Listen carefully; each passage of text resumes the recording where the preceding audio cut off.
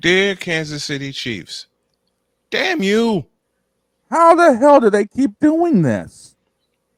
You, Dear you know, San Diego Chargers, damn you. you know what? Let's go. Yes.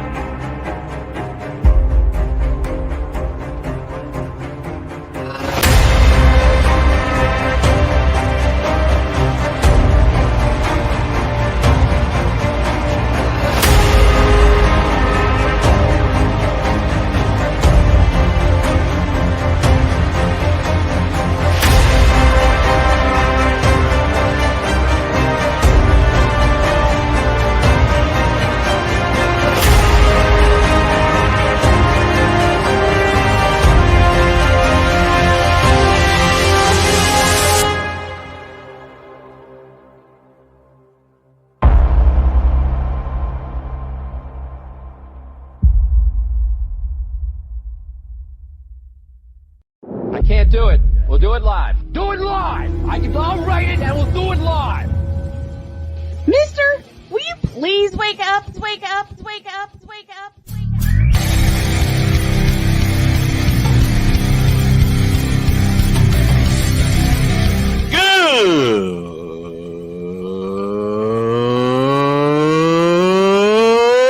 Good morning. Snowman here to all you Brock Purdy and San Francisco 49er haters. Shut up. I got to thank you, Shane. I mean, whatever happened to the games where breaking 100 points was, I don't know, unusual?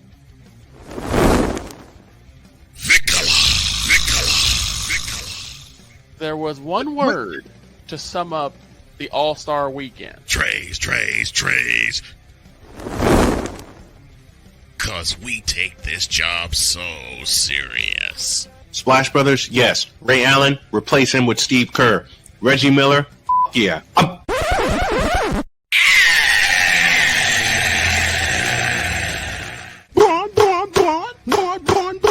What in the all types of blue hell?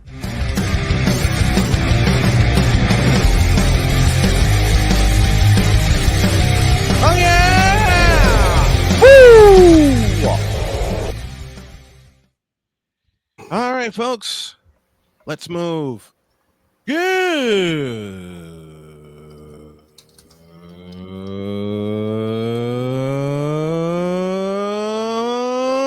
morning. Welcome, one and all, to the Manic Monday edition of Snowman in the Morning. Glad to have y'all with us. Oh, man. This first part is presented to you in part by BetUS.com. BetUS.com, where the game begins. And also, we are presented. There's that. And then there's this button. We're also presented by Invader Coffee, fuel for the fearless. Snowman here, along with the big dog, Shane Lake, and Victor Locke himself, Victor Locke, and I'm going to call an audible. I had slated where we would begin with Sunday Night Football with the Chargers and the Chiefs, but it's the Chargers and the Chiefs. We know something goofy happened as Kansas City walked off 19-17. Victor they won shot it with me a doink. Okay. KC won that thing with a doink. Yeah. This is KC's year. They're gonna be the first to pull off the three-peat. You know, there's no other questions around it. I mean, how many more ways can they invent to win games? You know what it reminds me of? They've won the AFC West. Yep. For the 9th straight year. Let me say that again. We'll stick to what we got here. You know, they won the AFC West for the 9th straight year. You know what this reminds me of? It reminds me of that one intro that Pat Summerall did about San Francisco and Dallas. And the ball just continued to roll their way. That's what happened. The ball just continues to roll Kansas City way, no matter what happens. And you borrowed that from a brilliant 1992 NFC Championship intro that was, of course, on CBS when they set up the Cowboys and the 49ers. Mm-hmm. But man, I have no answer. I don't. What in the blue hell? Correction. What in the red hell was that? The only one that will have an answer is not here right now. Yeah, right. It's not here. No, he would have a eating grin on his face right now and say that's just how it goes. Mm-hmm. Well, he already has that grin on his face. Are you kidding? The Chargers had this game in the bag, and then Patrick Mahomes woke up. Mm-hmm. Yeah, Patrick Mahomes woke up, and somehow Big Baby Jonathan, our Lakers insider and Chargers insider, says, "Congratulations on winning 3 rings, KC. As a Charger, I'm getting sick of losing to them. Hey, in the 90s, I experienced it because I got sick and tired of losing to the Cowboys. Mm-hmm. I think they're going to win the division for the rest of Patrick Mahomes' career. I see no lies in that statement. I don't either. I see Victor. Mm-hmm. I see no kind of lie in that statement. None. I don't either. I see no lies in that statement. I mean, wow. Denver would have to pull something miraculous in the next handful of years with Bo Nix behind the wheel to try to figure that one out. And Denver's got the Indianapolis Colts next Sunday, which means, well, I'm not going to sleep all the way to 3:59. I slept all the way to 10:59 p.m. last night before my body decided, okay, we can go to bed now. Mm-hmm. If you ever had one of those days where you're like, I got a ton to do, and your body's like, nope. Like, no, you don't. Take your man to bed. And you're like, but I have things that don't care. Victor texted me yesterday, and he said, am I the only one in studio? Yeah. I'm laying in bed. I'm like, oops. My wife was doing homework, so I didn't want to disturb her. And she's at work right now. She's working from home. I love working from home. Right. I got to say this. I love it. Hey, Victor, you know how I'm feeling right now. Mm-hmm. I'm working from home myself, and you know, Jody keeps me grounded. She says, you know, a lot of people just see you doing this as a hobby because you're not getting paid yet. Keyword. Yes. Yet. Mm-hmm. Keyword in that sentence. But it's all gonna happen. Back to Kansas City. Huh? Excuse me? Oh, how, man? We thought that if there was ever a team that you just could not play lackadaisical football against and win, it's San Diego. It's San Diego. But the thing is, no, we're not saying the Los Angeles Chargers. We're saying the San Diego Chargers. But then somehow the Chiefs just said, yeah, we may be slow, but we're going to win anyway. We got it down. We're going to win. It's think the Raiders game earlier this Mm-hmm. season. Same thing. Yep. Same thing. Same damn thing.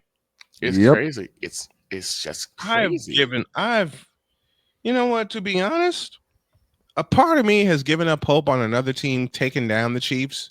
Mm-hmm. But another part of me repeats what I always say. To be the champs, you must unseat the champs. Yep. Woo! And they're the AFC West champions. Mm-hmm. Yeah, and there's no one right now that can touch them.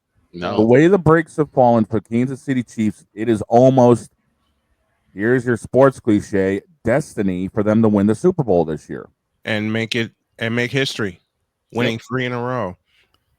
Speaking of destiny, well, you just said it, dog. It's destiny for the Chiefs to win 3 in a row, win another Super Bowl championship, and it's destiny for Patrick Mahomes to be on the arc of Joe Montana and Tom Brady. Yeah. Matter of fact, I think Mahomes has 3 Super Bowl MVPs. I believe that to be the case. Take a quick look. I believe 54, 57, and 58. I believe those are his MVPs. So he became the third player to win 3 Super Bowl MVPs, matching the legend of Joe Montana and the legend of Tom Brady. Brady's got 5 of those bad boys and 7 Super Bowls. Each Super Bowl that Mahomes has been in, he has been MVP. Yep, 54, 57, and 58. And 58 was a dogfight. Yeah, it was. All right. That MVP could have gone either way, but Mahomes led them to the game winner with Going all the way seconds left in overtime. Right, going always to overtime to do it. By the way, I was worn out. Yep, we were.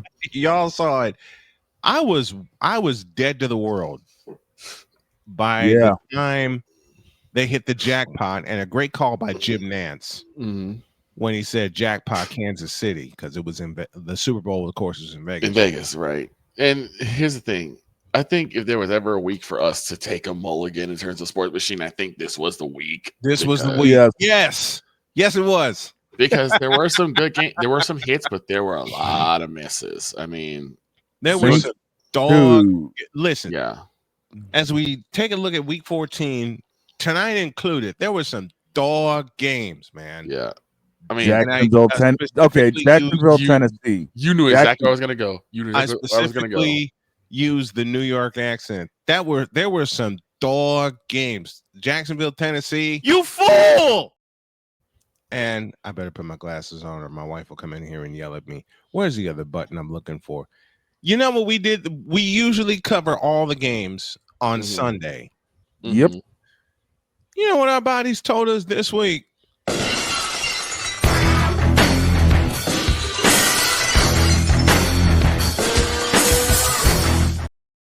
Hell no. And mind you, I would have been coming off of a 2-hour race call the night prior if we did anything. Right. And I was ready. The thing was, I was ready to go. I was ready to go. I got up early enough. Yep. I was I had to make my had a bit of a issue with my neighbor, but other than that, I had to I was getting ready to make my buffalo chicken dip, and I got in the studio, and I'm like, there's nobody here. Look, Brian wasn't having it today. I woke up, and you know what's spurred it on? What's that? I had no Colts game to lead me off. No. Right. I had no Colts game to spur me on to do 2 of them. And you were 2 weeks ago, I did 4 of them. And Victor, you hung out with me. And you were not going to do Steelers and Browns or Saints and Giants. Oh, hell no. Jaguars and Titans. Hell no. So those were the only televised games. Right. Browns and Steelers. So look, Urinating Trees got that on lock. Got the Steelers on lockdown. Okay, I listened to his call and laughed my head off. And I had so many people suggest to me, you got to add a little more humor to your call, and I said I would, but it's the professional in me that won't do it. I think the only game that came close to being somewhat watchable was probably Minnesota and Atlanta. Yeah, because the Vikings tore their ass up. Yes, they did. What did my late mother used to say all the time? The Vikings played a game of tear that ass up. The Vikings tore that ass up, 42-21. They put belt to behind. How did my dear friend Joshua Jackson, who joined us this week on Mike to Mike, probably Thursday, they put pedal to the metal and foots to asses. Period. That's what the Vikings did. So I didn't want to look at that one. I wanted Chiefs and Chargers just because there's Kansas City and San Diego. And I had the board ready too. I had San Diego and Kansas City on my homemade scoreboard. I had it ready too. My wife was working on homework. So like I said, I didn't want to disturb her. Right? And I leaned back. But I was like, nope. And my body was like, no. Finally, about 10:30, they were in the third quarter. I turned everything off. I Like, shut down the office. You're like, take your behind to bed. Yes, like take your silly behind to bed now. I went in, talked to my wife, and we sat and chatted for a little bit. And she says, "I got to get back to my homework." I said, "Well, I'm going to bed." And she looked at me and she said, "What? It's not 2:00 yet." I'm like, "Baby, I know." And she was like, "You didn't do any games today." I know that too. And she says, "Why didn't you do any games?" I said, "Have you seen the schedule?" She took a look at it and went, "Go to bed."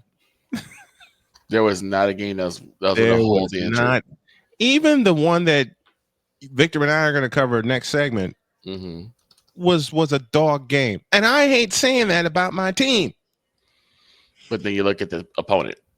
Yep. Playmaker's with us this morning. Yo, He'll join us on Wednesday. He says Kansas City is God's team. I've been trying to tell people, and you know what? You're right. I throw my hands up in belief. Also, Playmaker, congratulations to your Rams for coming away with a thriller of a winner. What against the Buffalo Bills. We're gonna recap that one a little later in our game of the week segment.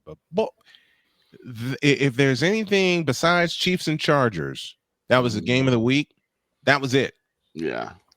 Bills and Rams, possible Super Bowl matchup, maybe. Nope, not while Kansas City's in charge. Not while Kansas City's in charge. Yeah, no.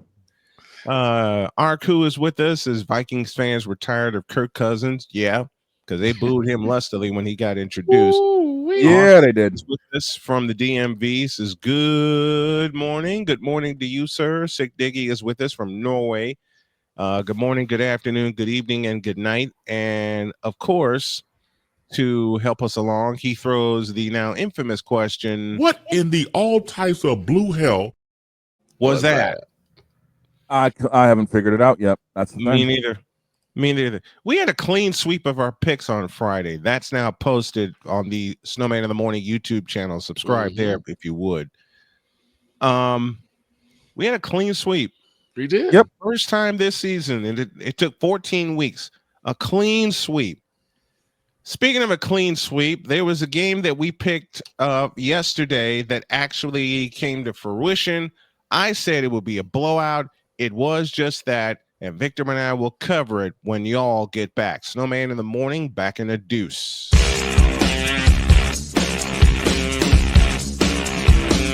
This is Snowman in the Morning.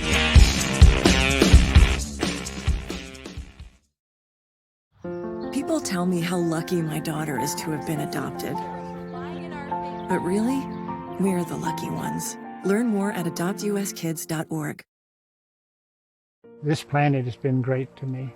It's given me gifts that I can't even explain. It's given me adventures and memories I'll never forget. And Battleborn, I think, has given me the opportunity to go beyond and give something back. How can I be a better custodian to this planet and the place I live? That's where I am with Battleborn. Let's make the planet a better place.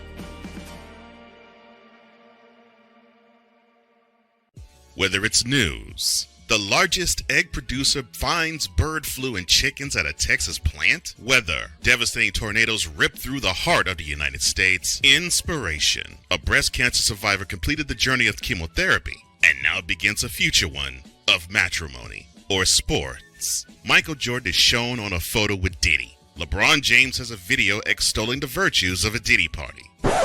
This has been yet another beating a dead horse presentation. We got you covered. BS3 Network, in association with Comey Media Incorporated, proudly present The Morning Shift with Cole Johnson. Live every weekday at 8 a.m. Eastern, 7 a.m. Central.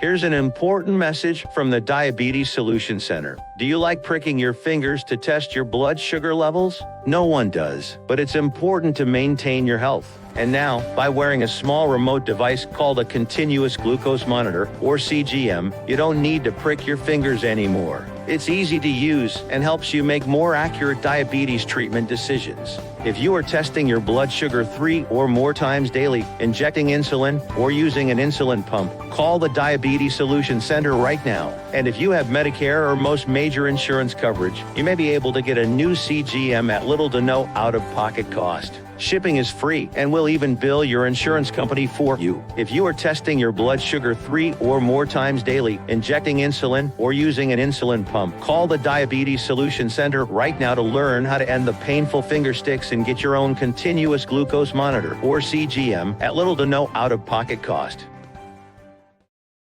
SeatGeek is the ticketing app for fans like Boomstick Lady. No free throw is safe from the roar of her sticks. SeatGeek helps her find a seat in the direct eye line of the shooter so she can sit where her boomsticks make the biggest boom. Everybody okay? SeatGeek handles the tickets to sports, concerts, and more, so fans can fan.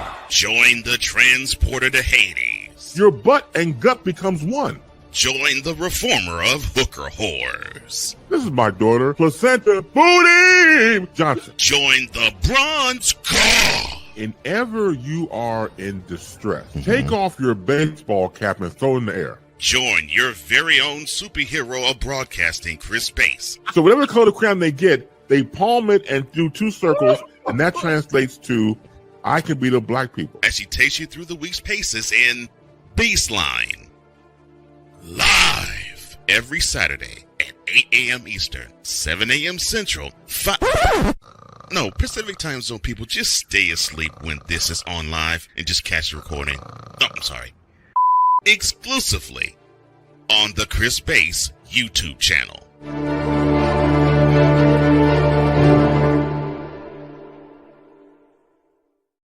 Mister, how do you operate this Twitter thing or this Instagram thing or whatever the heck? You're supposed to know all this stuff. Anyway, welcome back to the show. Welcome back. I'm just saying good morning to our buddy Tom D'Alfonso, one of our graphic designers, our main graphic designer. Droid, of course, handles most of our thumbnails, and I want them both to truly be involved. The new website, snowmansportsnet.com, will be up and running today. Yesterday, the Bears went to the new Candlestick Park, aka Levi's Stadium, and got a foot put in their ass. They got belt to behind. 38-13 is the final, and as I've said and will continue to say, to all you Brock Purdy and San Francisco 49er haters, shut the hell up. Well, also, going into the half of that game, the Niners were leading the Bears 24-0. 24-0. Yep. Nearly 28-0. You know, Purdy had it 3rd and goal, was about to head for the end zone, but then the defense came and he scrambled out of bounds. Listen, the only numbers, let me read this, that I need to give to y'all are these. If you can't tell me Purdy ain't back for this, then you need your eyes checked. 20 of 25, 325 yards, and 2 touchdowns. 2 touchdowns, no picks. No picks. Let me say that again. 20 of 25, 325 yards. This is Purdy's first, I think this is Purdy's first 300-yard game in 5 weeks. But we don't have any running back. To answer Playmaker's question, no. It seems like we don't have any running backs left because now Isaac Guerrero is injured, the rookie from Louisville. I don't know what the hell we're going to do this Thursday when the Rams come to beat us up. And the Rams are coming to beat us up, man. We're beat up enough as it is. But I want to give a shout out also to George the Animal Kittle. He caught 5 for 131 yards. Snowman correction. He caught 6 for $151. 6 for $1. Oh, I read that wrong. Thank you, stats man. Of course, Shane is our stats guy. He gives us all the numbers. I want to look at this number. Even though each team had a turnover, and this will fuel Victor along in just a moment. The Niners had 22 first downs yesterday. 22. The Bears only had 14. It just and they shows didn't you. get a first down until their first drive of the second quarter.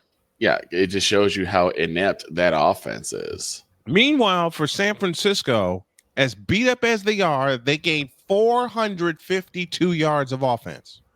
452 yards. 452 yards of offense. Game started with a touchdown pass to Juwan Jennings, who also is back in the lineup. That capped a 5-play, 70-yard drive, 7-0. Isaac Guerrero in from a yard out. That capped a 4-play, 64-yard drive, 14-0. Jennings in from 16 yards out on a pass from Purdy. Money Moody added the extra point, 21-0. And then Money Mooney closed the half with a field goal, 23 yards, making it 24-0. Bears got on the board with Rome Odunze catching a 4-yard pass from Caleb Williams. 2-point conversion was no good. Why are we surprised? Making it 24-6. And then Isaac Guerrero from 4 yards out, making it 31-6. Rome Odunze caught a 14-yard pass from Caleb Williams, and I'm going to speak on that after Victor's done. 31-13, and then, of course, Patrick Taylor, who's our fourth-string running back, in from 3 yards out, 38. That closed the scoring. 38-13 was the final, and that last drive took 6 minutes and 33 seconds off the clock after the Bears looked like they'd gained a little confidence, and then the 49ers said, give me that back. 13 plays, 70 yards. 13 plays. You wouldn't know that the 49ers have these. Well, you would if they had all their running backs in their stable, but McCaffrey is out. McCaffrey's on IR. Jordan Mason's on IR. Guerendo's day-to-day. Patrick Taylor's our fourth-string running back. I got the feeling we may be drafting for running back as well, and I got a prospect for y'all to look at that would look great in San Francisco. His name is Cam Scatterbo from Arizona State. Yeah, I know who you're talking about. Saw him a little bit yesterday, not yesterday, but Saturday in the Big 12 championship game. That boy can move. Yeah. But later on, after the Super Bowl, we're going to talk all kinds of draft stuff because for the first time on this show, we're going to be knee deep in it. I'm going to tell you right now what New England needs. Jesus. Speaking of needs, let me break down the Bears' inept offense before I give Victor the floor. You mean the fact they went 4 of 10 on third down? More than that. This has been true all season. Yeah, because their front seven's a sieve. And they were playing a beat-up 49er club. Yep. And y'all still damn near hung 40 on them. I thought we were going to hang 40 on them the way the Niners were rolling in the first half. After that pass to Juwan Jennings, 21-0, I went out and ran an errand. I'm like, this game's over. I went out and ran an errand. Oh, yeah, the game was pretty much over. Game was done skis, as Victor would say. It was. The game was done skis. All right. Now, to the Bears' inept offense. I don't normally judge by the numbers. I judge by my eyes. And my eyes saw a team playing with fear. Oh, yeah. I saw a team playing scared. I saw a few teams like that this year, but that's another story. I saw a team playing scared, which is what the Bears have done all Man, give me this button here. Which is what the Bears have done all season long. All right? Give me this button.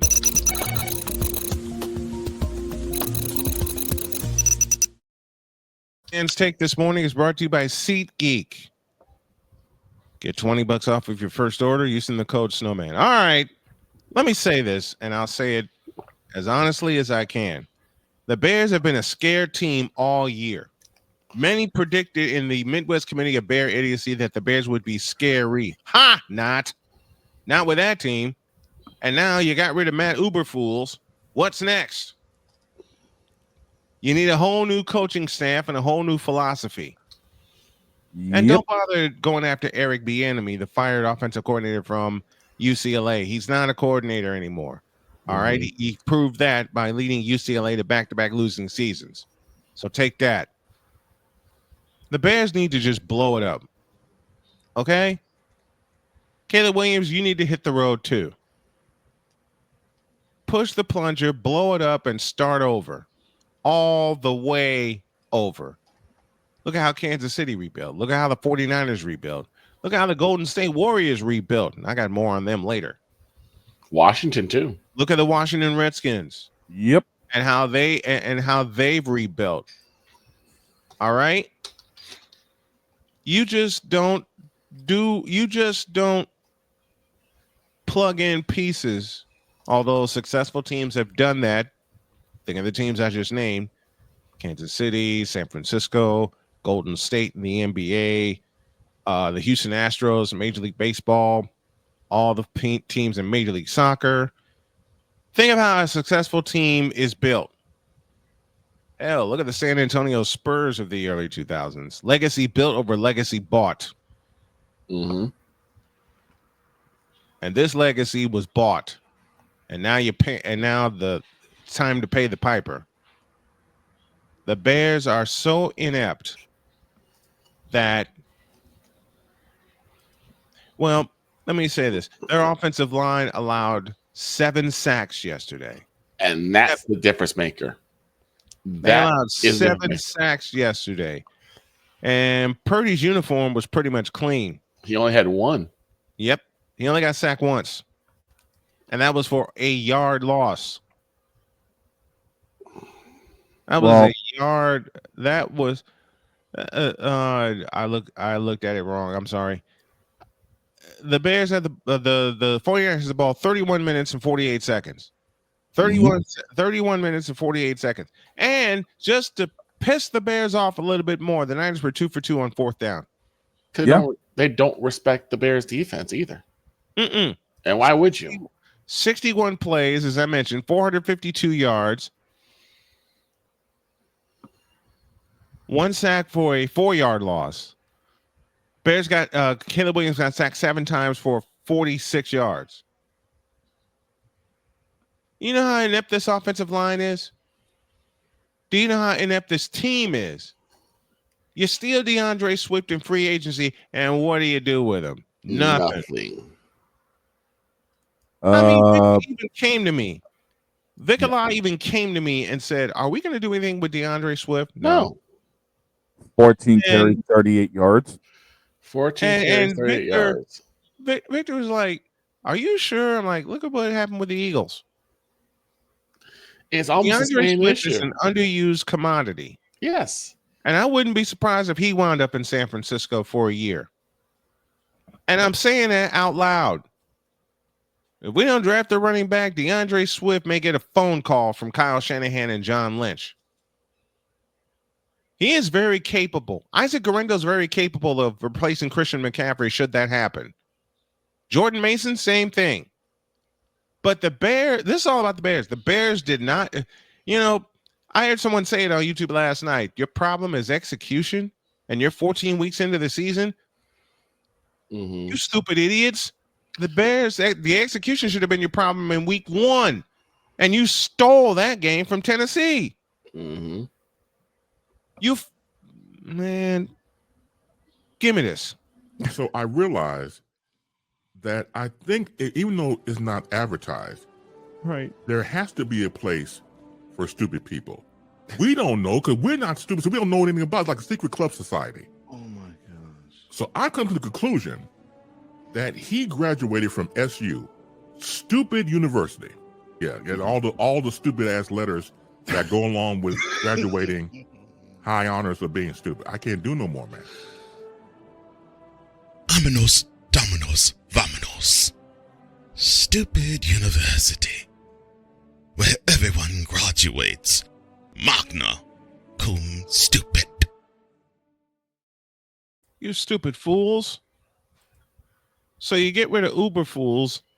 You come to Levi Stadium on Sunday and you still play like Booty! Which has Bear fans, true Bear fans saying got me up. Bears ruling the division this year. We gotta pause that. You fool! Well, what were the Bears supposed to do? Well, what were the Bears supposed to do? It doesn't help when they were stupid enough to absolutely risk, mortgage, double down, and have completely yeeted away the season for DJ Moore. And you gave him and give me this back. And y'all gave him an extension for what? Well, let's look at this. DJ Moore had 6 catches for 49 yards. Roman Ducey had 4 for 42, but he caught the two lone scores for the Bears. Mm-hmm. But listen, you give DJ Moore an extension. Why? You sign a 31-year-old Keenan Allen. Why? Justin Fields needed to be jettisoned, and now he's languishing on the bench in Pittsburgh and will be forever and ever. Amen. Mm-hmm. Okay. Then you risk everything for Caleb Williams. What the hell happened? Matter of fact, dog, how many times has Caleb Williams been sacked this year? May as well bring that up because let me take a look here. He was sacked 7 times yesterday. 7. 2 3-and-outs to begin the game for the Bears. 2. Well, you take consideration that that line is still a sieve. Mm-hmm. But again, Caleb has exhibited exactly what we keep saying: is him holding onto the ball too long. Caleb Williams this season has been sacked 56 times. 56 times this season. That counts yesterday. If I'm an O-line coach, my entire offensive line is running stairs for a while. If I'm offensive line coach, my entire offensive line is gone. Bring some dogs in that want to learn and play the game. The Bears haven't had a consistent. If I was Chicago, I would be redoing the entire offensive 7 plus some. The Bears haven't had a consistent offensive line since 1989. And that was the end of the Super Bowl shuffle era in which they only got 1 championship. One. To me, they haven't had a feasible offensive line since Olin Kreutz left. The Hawaiian heartthrob himself, Olin Kreutz. Because he was a top-tier center. Yep. Taking the place of another top-tier center from Iowa, Jay Hilgenberg. Anybody remember that name? Look, Chicago Bears. You just give me this camera. You just don't have it anymore. Okay? You may have a talent in Caleb Williams, and yes, I am conceding that. I'm conceding that. But you don't have nothing else. He has the intangibles, but again, you're kind of seeing a parallel of what happened with Justin Fields. A guy who's got the intangibles, but he has no protection. None. He has no protection at all. And look, I came in here and I completely roasted Caleb Williams about the fact that, you can't go, 0 for 0. You can't have no touchdowns, no picks. You have to put points on the board. Past couple of games, he has thrown touchdowns. Yeah, but he's also gunned down quite a few times. That's against Detroit, 7 against San Francisco. Most of that is on the line, but it's also him too for holding on to the ball too long. Holding on to the ball too long. And he had a giveaway. Yep. Making sure he plays he had a giveaway yesterday. He fumbled the ball, and the Niners, what did the Niners do? March right down the field and punch him in the throat. And get a touchdown. Yep. So listen, Bears. One more time. Give me this camera. So listen, Bears. You messed up. Okay? I would love to see the Bears competitive again. Fix it. And start with the offensive and defensive lines, will you? Push the plunger, blow it up, and rebuild from within. You got a talent in Caleb Williams. I am conceding that. Do I think he's going to last long? No. Not here. I have many reasons for that. From the physical to the mental to his fundamentals. That's the word I was looking for. So look, Midwest Committee of Bear Idiocy. I hate to be an I told you so, but I told you so. Now beat it. That's Snowman's take. What is yours?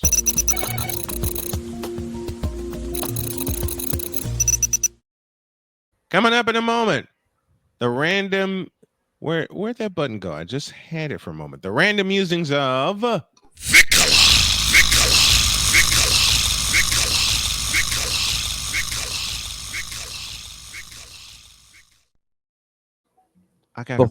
Before we go into a break, I just found this number to wrap up the bow on Caleb Williams. Mm-hmm. On average, 4 times a game he's sacked. Yeah. You fools. Back after this.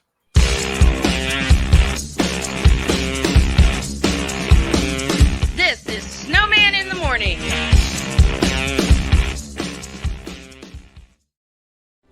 Are you ready to upgrade your coffee game? Prepare for an invasion of flavor with Invader Coffee. It's the caffeinated elixir that fuels champions, the blend that pushes boundaries. Whether you're battling deadlines or exploring uncharted territories, Invader Coffee has your back. Join the invasion at invadercoffee.com and taste the difference for yourself. Use the code SNOWMAN for 15% off your first order. Invader Coffee, veteran owned.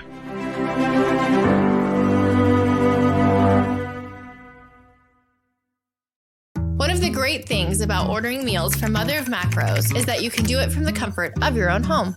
Click the national or local delivery link to access the menu, and we'll ship the meals right to your door. We understand you won't always have time to plan, shop, prepare, and cook to provide healthy nutrition for your family, so the process is simple and saves you hours. We know you're busy, so our meals are professionally prepared and packaged. You only need to heat them up and enjoy. We provide macro-balanced, delicious meals chock full of fresh, local ingredients with none of the stuff you don't want to eat. Plus, our menu changes every week, keeping your taste buds wanting more. We take care of your meals so you can worry about everything else on your list. Mother of Macros.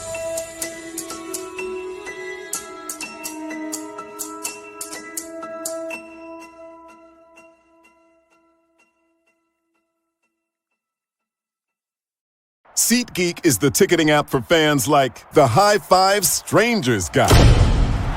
Game-winning interception. First down. Just a nice, solid tackle. If you're in arm's length, you will be swapping skin with this extrovert. You see, he knows SeatGeek got him a great deal on tickets, so he can focus on what he does best, smacking palms. SeatGeek handles the tickets to sports, concerts, and more, so fans can fan. Quinn. Moment of clarity. I haven't watched BET in years. KP. Drake needs to come back with another triple platinum album. E. Digger. And then you have Ray J. Like, I can't stand that River Cricket. The Guru. Okay, the level of crack she's smoking, I don't want it. BS3 Network proudly presents the Knucklehead Chronicles podcast, where from card tips to hot topics to meep of the week, anything goes. Live every Sunday at 2:30 p.m. Central.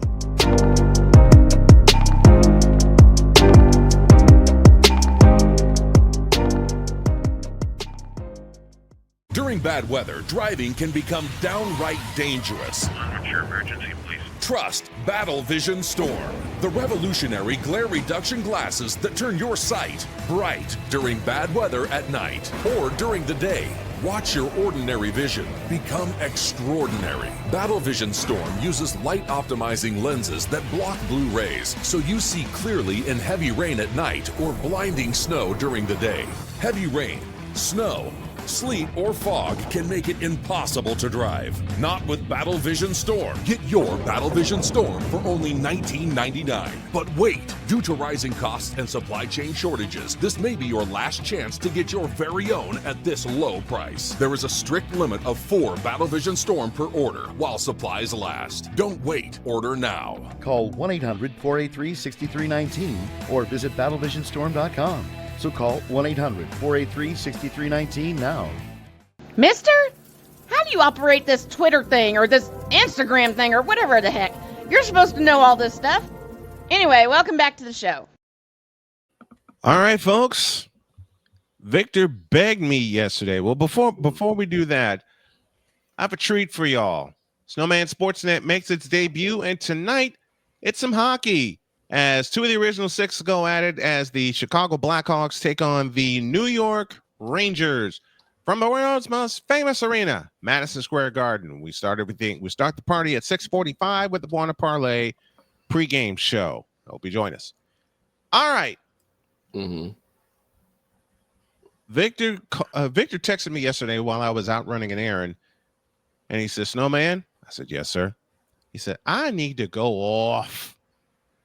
I'm like, "Why do you need to go off?" And all he said was 24-0. That's all I needed to hear. Oh, before I give him the floor, hey, Caleb Williams, Chicago Bears, you took a big, fat, stupid, craptacular.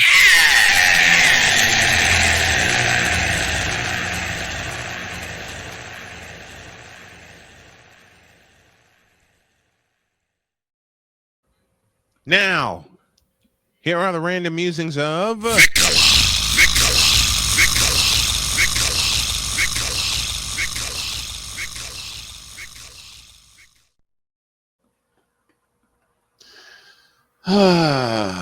all yours.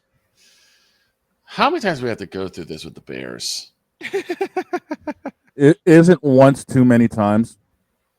It's every time they said, well, all we need is a new coach and a new quarterback, and we're good. How many times have they said that since Jay Cutler, dear God? How many times have they said that since Rex Grossman? Oh, yeah. Yeah, baby. We just need a new head coach and a new quarterback, and we're good. We're set.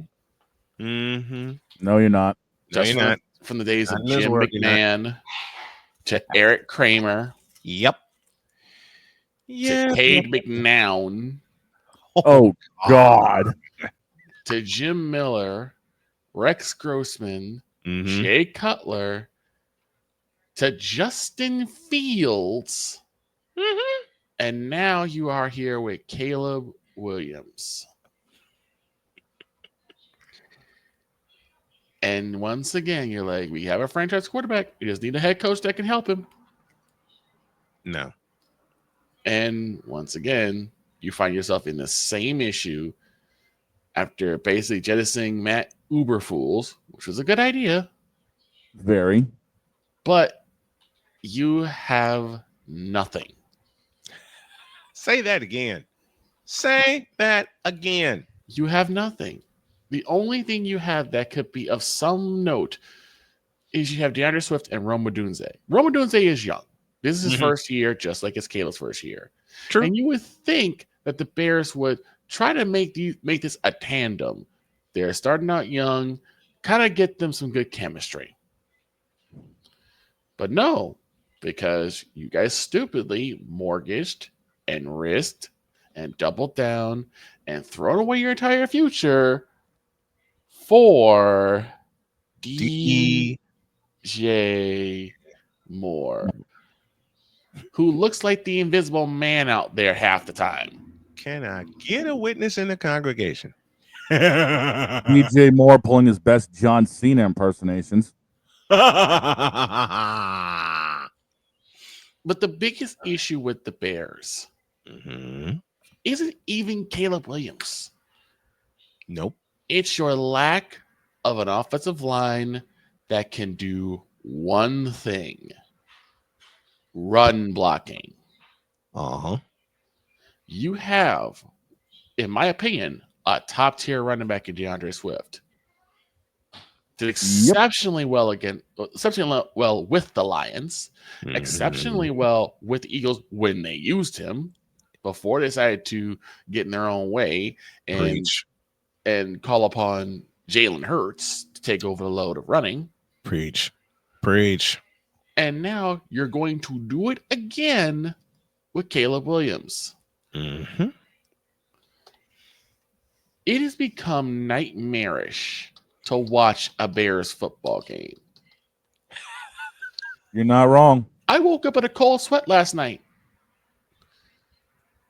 I woke up screaming. You woke up screaming? I woke up screaming. My brother asked me, yo, what's wrong? I said, I had a nightmare. He said, what was it? Spiders? No, a Bears game. All I could say is it could be worse. You could have been dreaming about the stuff we deal with up here in New England because of this fool. Fair, but we're not that far. But the Bears are not that far away from what the Patriots are going through. And at the very least, dog, the Patriots have had Super Bowl title after title after title. Yes, it was with TB12, but y'all had success. The Bears have not been champions since '85. The last time they had a chance to be Super Bowl champions, they got a foot put in their ass by the Indianapolis Colts in 2006. Peyton Manning. Prime Peyton. Mm-hmm. Peyton Manning. Not painting Manning, not debating Manning. Peyton Manning. Peyton Manning. And the thing is that, to me, where they threw off was when they got rid of Lovie Smith. Now, look, Lovie Smith didn't have the most successful years, but he instilled a philosophy that was shown to do numbers. Get off the bus running, get behind a stellar defense, like with Peanut Tillman and Brian Urlacher and Lance Briggs. And, of course, we had the two monsters up front, Keith Traylor and Ted Washington. Oh, yeah.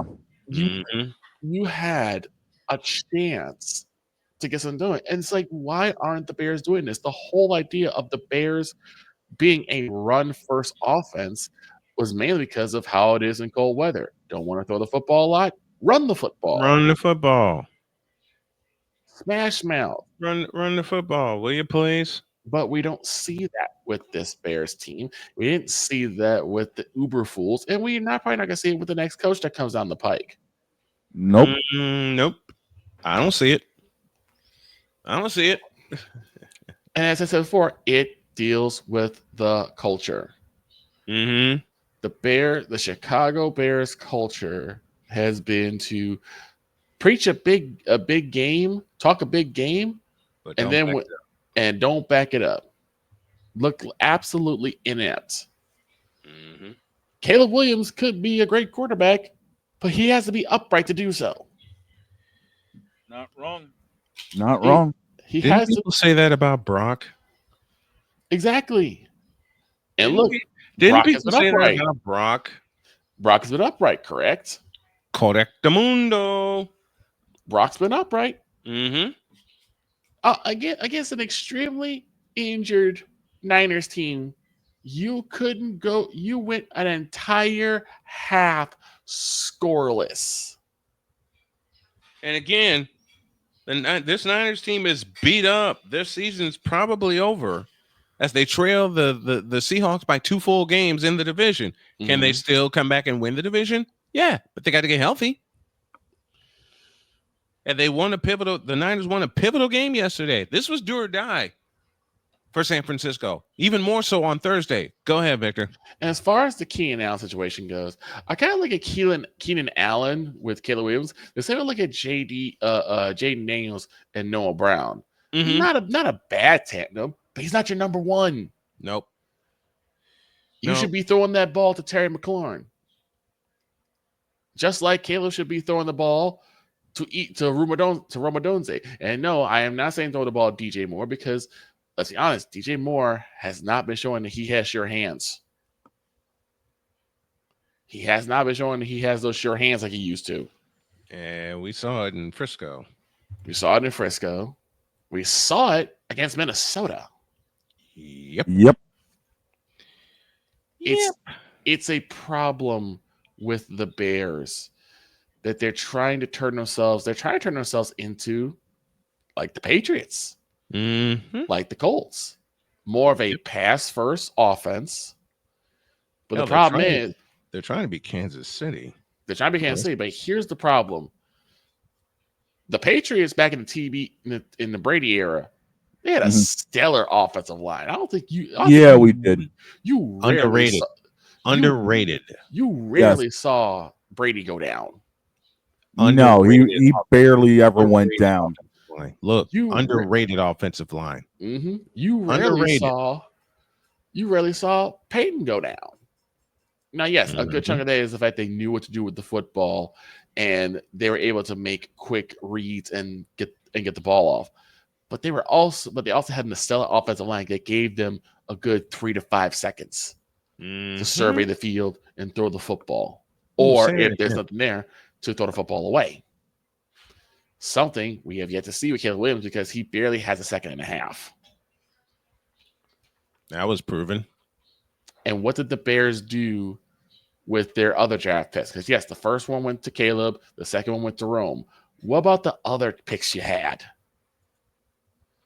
Why did none of those picks go to offensive linemen?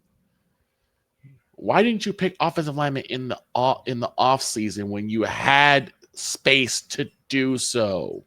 And you had the chance to do so. When you had the chance to do so. And the thing is, the Bears didn't play scared. The Bears played defeated. They basically went in. They went in knowing they were going to get their asses handed to them, and so they didn't put up even an inkling of a fight. Nope.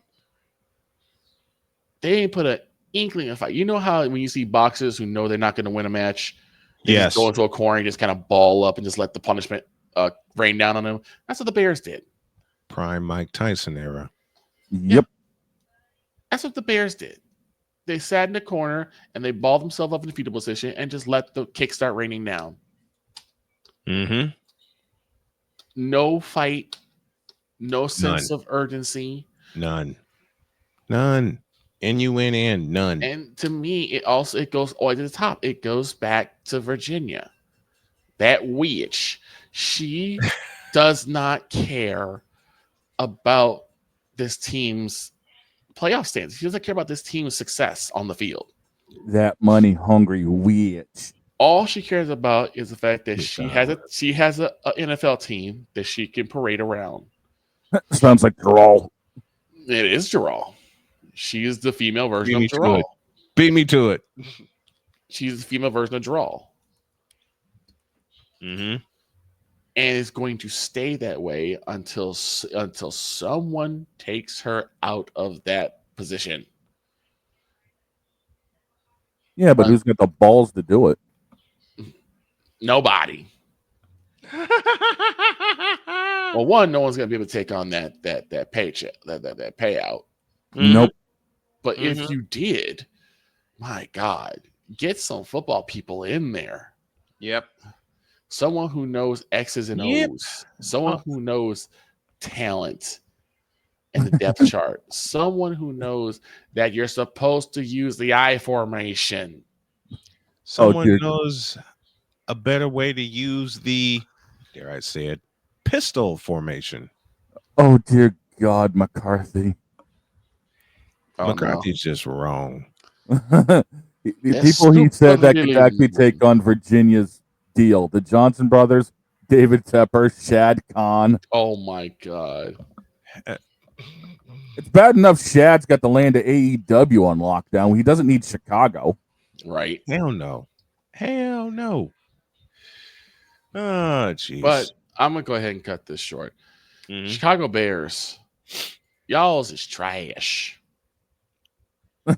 It is bad for you, and it's going to be bad for the foreseeable future until something happens in that front office, until a general manager has changed, the vice president of football operations changes. It's not just going to be we fired our head coach and going to get a new one, and we have our franchise quarterback. We just need a good head coach and a quarterback's coach that can get them back on track. No. The whole philosophy's got to change. Get back to running the football. Draft yourself a viable offensive line that can not only protect your quarterback, but create lanes for your running back to make big yardage gains, so that when it comes down to these situations, you have play action to use. Yeah. Yep. Yeah. Until then, at some point, we're going to hope and pray that Mr. Bass can take Virginia McCaskey back to hell.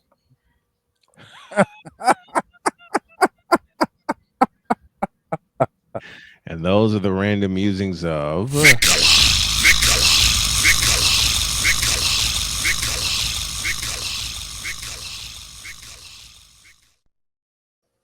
Playmaker standing by. When we come back, we're at the end of period 1. We will start period 2 when y'all get back, because we got a lot of college football to talk about. The Playmaker joins us, and then later on, Jay Spivey joins us. This is Snowman in the Morning, back in the deuce.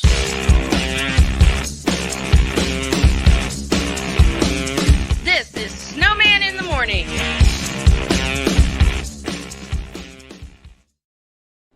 Are you ready to upgrade your coffee game? Prepare for an invasion of flavor with Invader Coffee. It's the caffeinated elixir that fuels champions, the blend that pushes boundaries. Whether you're battling deadlines or exploring uncharted territories, Invader Coffee has your back. Join the invasion at invadercoffee.com and taste the difference for yourself. Use the code Snowman for 15% off your first order. Invader Coffee, veteran owned.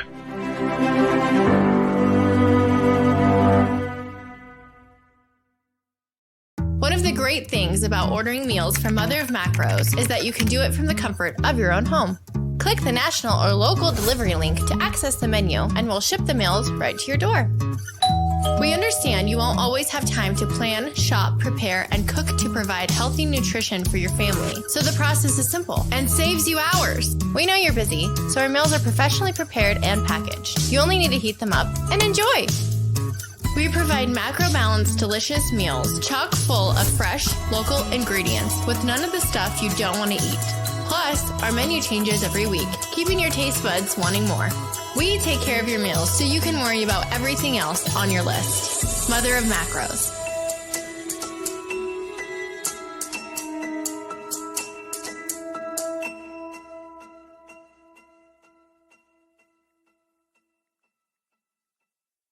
SeatGeek is the ticketing app for fans like the High Five Strangers guy. Game-winning interception. First down. Just a nice, solid tackle. If you're in arm's length, you will be swapping skin with this extrovert. You see, he knows SeatGeek got him a great deal on tickets, so he can focus on what he does best, smacking palms.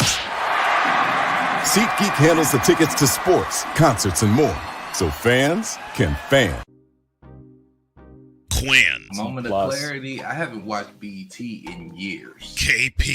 Drake needs to come back with another triple platinum album. E. Digger. And then you have Ray J. Like, I can't stand that River Cricket. The Guru. Okay, the level of crack she's smoking, I don't want it.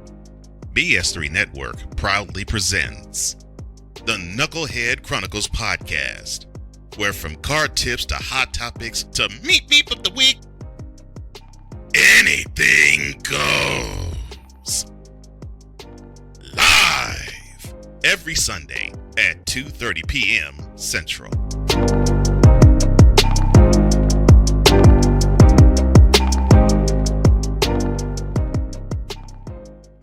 During bad weather, driving can become downright dangerous. What's your emergency, please? Trust Battle Vision Storm, the revolutionary glare reduction glasses that turn your sight bright during bad weather at night or during the day. Watch your ordinary vision become extraordinary. Battle Vision Storm uses light optimizing lenses that block blue rays, so you see clearly in heavy rain at night or blinding snow during the day. Heavy rain, Snow, sleet, or fog can make it impossible to drive. Not with Battle Vision Storm. Get your Battle Vision Storm for only $19.99. But wait, due to rising costs and supply chain shortages, this may be your last chance to get your very own at this low price. There is a strict limit of 4 Battle Vision Storm per order while supplies last. Don't wait, order now. Call 1-800-483-6319 or visit battlevisionstorm.com. So call 1-800-483-6319 now. Sports bettors, listen up. Your favorite sportsbook, BetUS.com, is back and in our 30th year of action. With live in-game betting, incredible odds with daily odds boosters, props and parlays, fast payouts, and exceptional one-to-one customer service, we got it all. And when you sign up today and use the code Snowman, you will get a 125% deposit match on your deposit. Log on to BETUS.com or call 800-792-3887. That's 800-79-BET-US. BetUS.com, where the game begins.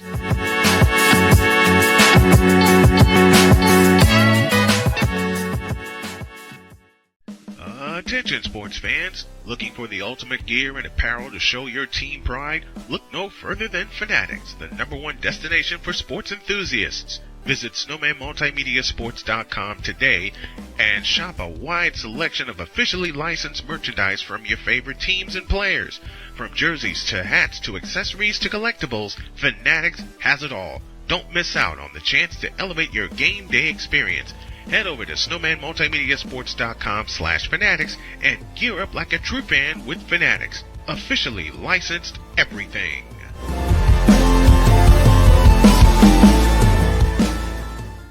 It's no secret. Today's consumer wants convenience and likes things on the go.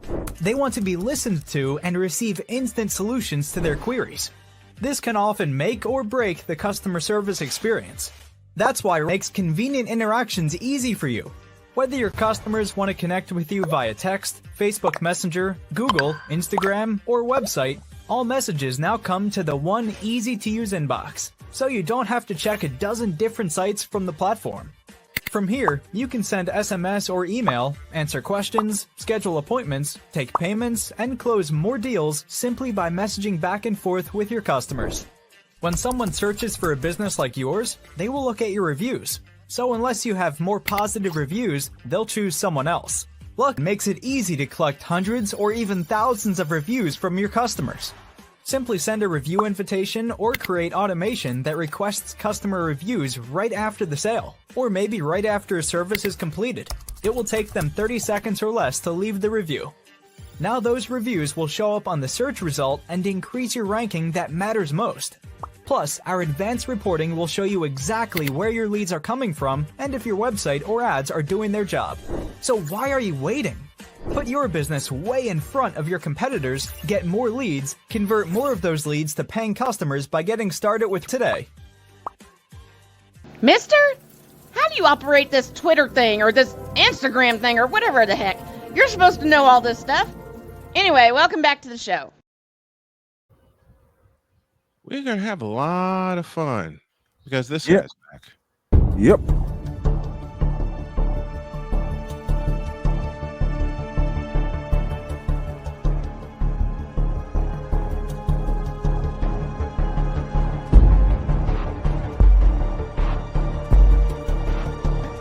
Now, forgive me not knowing the brother. You got your mic black. I don't know who the hell you are. It's like you're in the Broadcasting Witness Protection Program.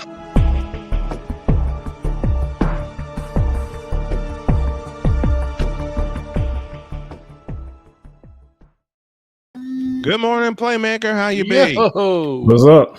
Agent Zero in the house. That's right. Agent Playmaker is I'm in the here. building. And guess who else is here? I see. I know. Passionate. Come after me. I'm a man. I'm 40. Unflinching. Let's go back to losing. Parking was easier. Unrelenting. They're not going to keep him off the field tonight. Totally. This one has a chance. Deeds.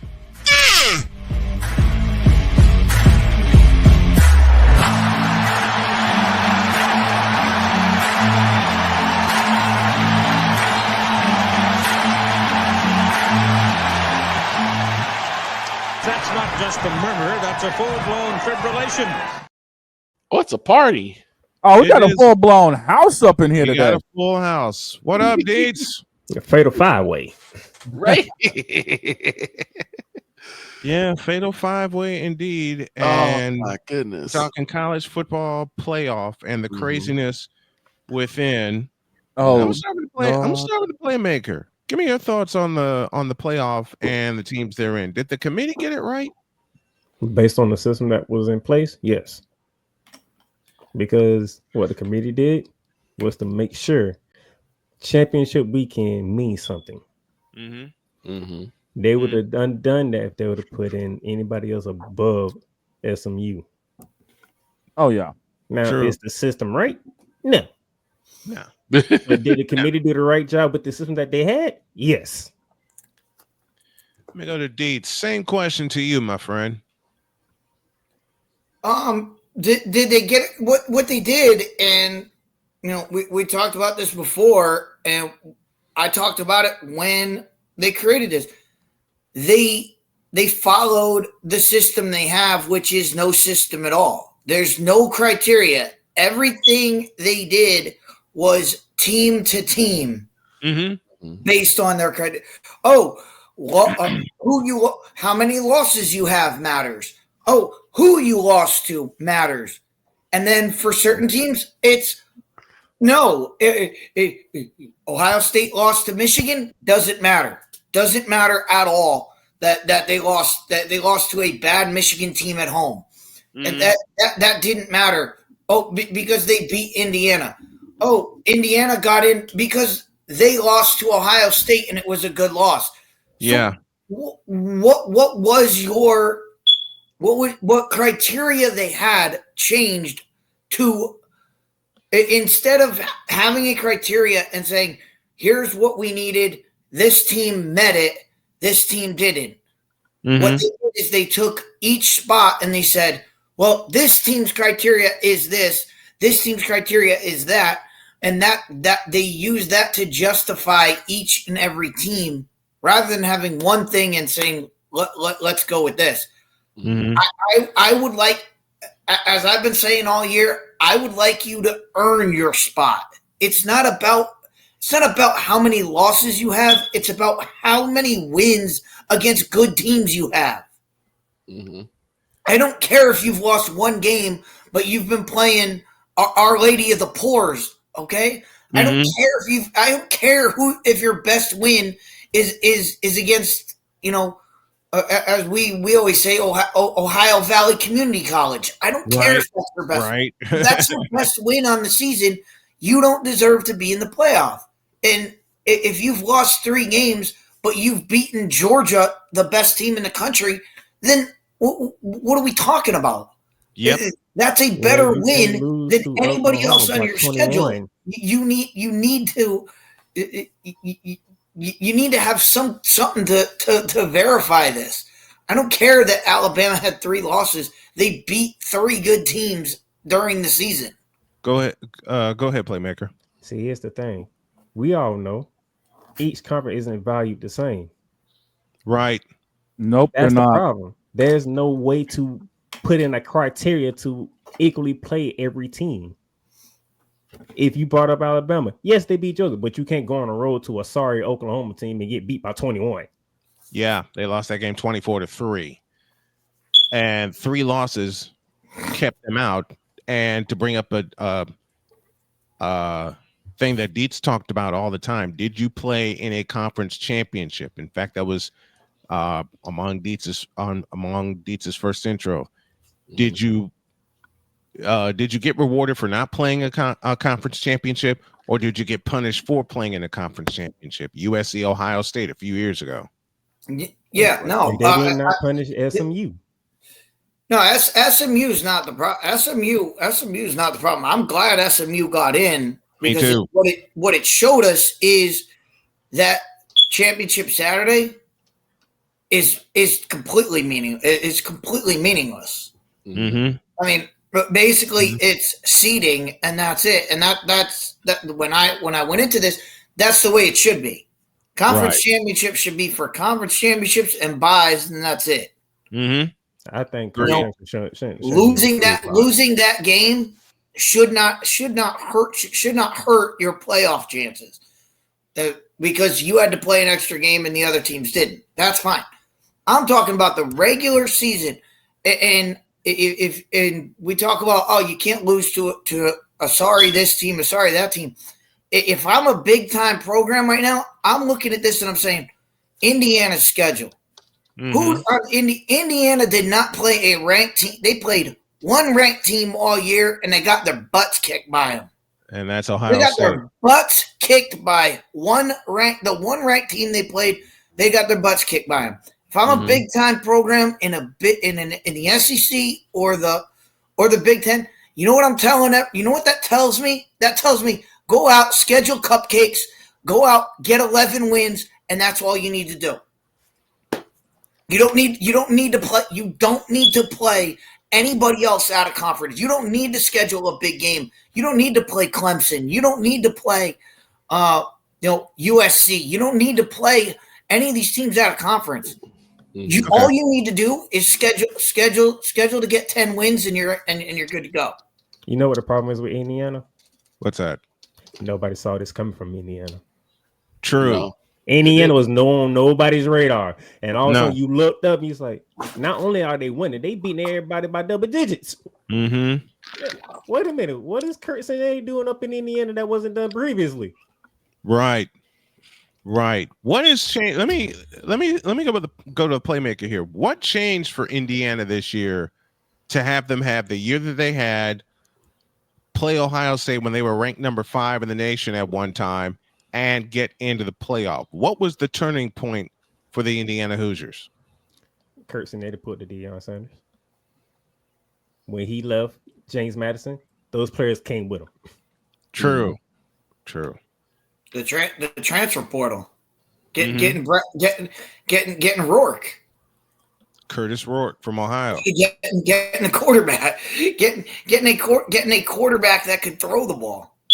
Yeah, this is what I need for the committee and everybody in charge of the playoffs to do. Number one, get rid of the freaking rankings. That is confusing for a lot of people. Mm-hmm. The way that you seeded these teams, of course, to their rankings don't make sense. Get rid of the rankings. I just need y'all to just let me know who's in the 12-team playoffs and why they are in that spot. I don't need to see no rankings. Right. Secondly, stick with the automatic bids for the conference championship, but do not give them automatic buys. Because conference championship should not get automatic buys because if we want to talk about resumes and stacking the 12 teams, the best team should be able to get that buy. True. Because if you look at it, you have the number one. Everybody know who the number one team is. Oregon. It's Oregon. But they have to play the winner of Ohio State or Tennessee. Oregon right now would be facing Ohio State, Tennessee in the Rose Bowl on January 1st. And then you gonna give Boise State, and shout out to Boise State.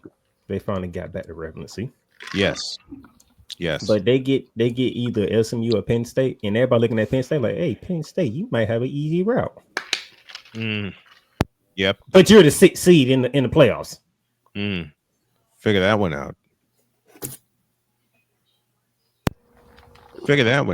So yes, the conference championship should not get automatic buys unless the resume shows that they deserve automatic buys. They deserve an automatic buy. Let me go to Deets. Deets, what do you think about that?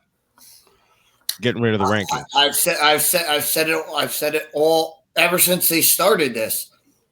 Have a set criteria. My set criteria is conference championship, and you have to have 3, and you have to have 2 or more wins over other top 15 teams. That's how you determine a bye. Not this team won a conference championship. Okay, but if you didn't beat anybody else to get there, then we shouldn't be having it. Make your criteria. Make people have to play each other. Make teams have to play out of conference. Make that your thing, because what we're talking about right now, we're not talking about, the playoff is going to be fine. The games are going to be fine in the playoffs. Are there going to be blowouts? Absolutely. There's going to be blowouts. We've had blowouts all the time. Mm-hmm. No matter what system we have, there's going to be great games. There's going to be bad games. Yes. It's college football. You can have great games when you don't expect it. You can have blowouts when you don't expect it. Yeah. What I'm talking about is making all 12 weeks matter. And you have to make the college football season matter. If it's just coming down to, you can play garbage teams and still get in the playoff, then guess what? That's what teams are going to do. Yeah. And that's what smart teams are going to do. Because you know what? They're not going to schedule against big time teams. You're not going to get big time games. You're not going to get those opportunities because teams are going to play it safe, and teams just want to get in the playoff, and that's it. That's going to be their recruiting tool. Look what Indiana did this weekend. They sent it out on Saturday. Come to Indiana, make a playoff, and play in a big game. No, you played. You didn't play in big games. You played in one big game and you got throttled. Yep. You got throttled Ohio State. One big game. The rest of your games nobody else saw. So what's this do for Indiana going forward, knowing they played the one big team in Ohio State and they got throttled, and that was in the horseshoe. But it's still the 10-1. The 10-win season is still going to bring some recruits for Indiana going forward. So looking at a team like Indiana, Deets, I'll come to you first. What does this do for them going forward? They'll get a bump. They'll get a bump off. They'll get a bump off this, but it all depends on what happens. It all depends on what happens on December 20th. If they go out there and play their game and get completely smashed again, it could be the complete opposite, where people go, well, yeah, you're going to go to a playoff, but if you lose by 56, true. And they have an in-state rival in Notre Dame.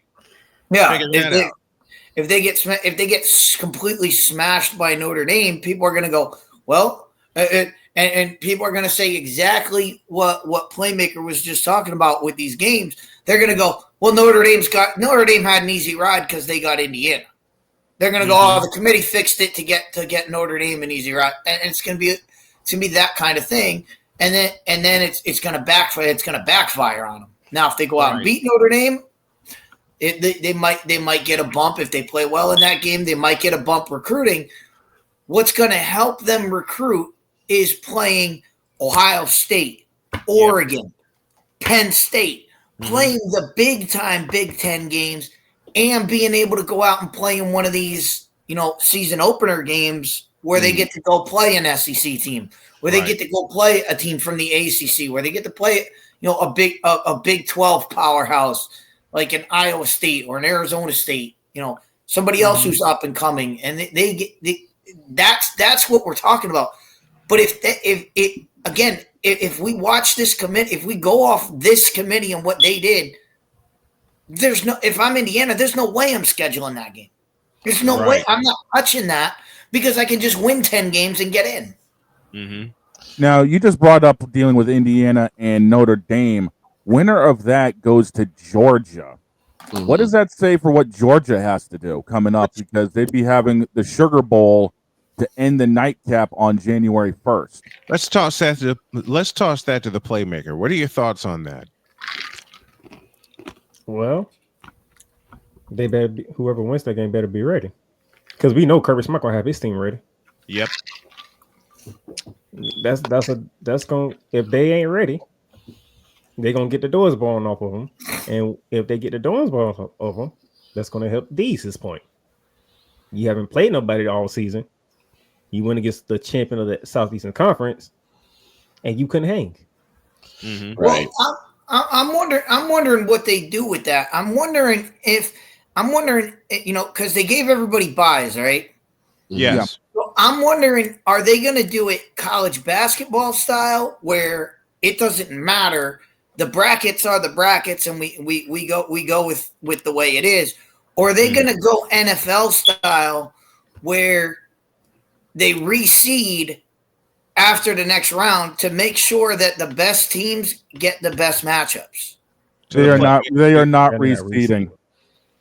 Yeah, they're not reseeding. That's the thing about having a bye. If you have buys, you have to reseed it each time, because once you're in a bracket, it changes everything. And like I said, if Notre Dame wins that game, what it says about Georgia is basically they said, "Hey, Georgia, here, take the best. You get the best team in the next round." Because Notre Dame is the best. Notre Dame should have been in one of the top 4. Instead, because they don't have a conference championship, they can't get a bye, so they don't get through. I don't know why they weren't in a bracket with Arizona State. They should have been in Arizona State's bracket. But we could talk about seeding all day long, but that's what I would do. I would reseed them after. If you're going to have a bye, you have to reseed it to reward the guys who had the bye. Darian Hopkins joins us. He said, "I'm sorry, at this point, Notre Dame needs to be in a conference." Let me toss that to Playmaker. Your thoughts on that? Should Notre Dame be in a conference, or should they still remain independent? They should be in a conference, but guess this is the crazy part. Only in football. They're not in a conference. Well, we talked about it all the time. I mean, what do they need to be in a? No, we want them to be in a conference. They don't need. The conference needs them. They don't need the conference. True. They got the brand name and the money from NBC, so they choose not to be in the conference. They have their own television contract that they split one way. You go into a conference, you split it 17 ways. 17 ways, yeah. And they're keeping that TV contract they've had with Notre Dame since 1990, and the prices get higher and higher and higher.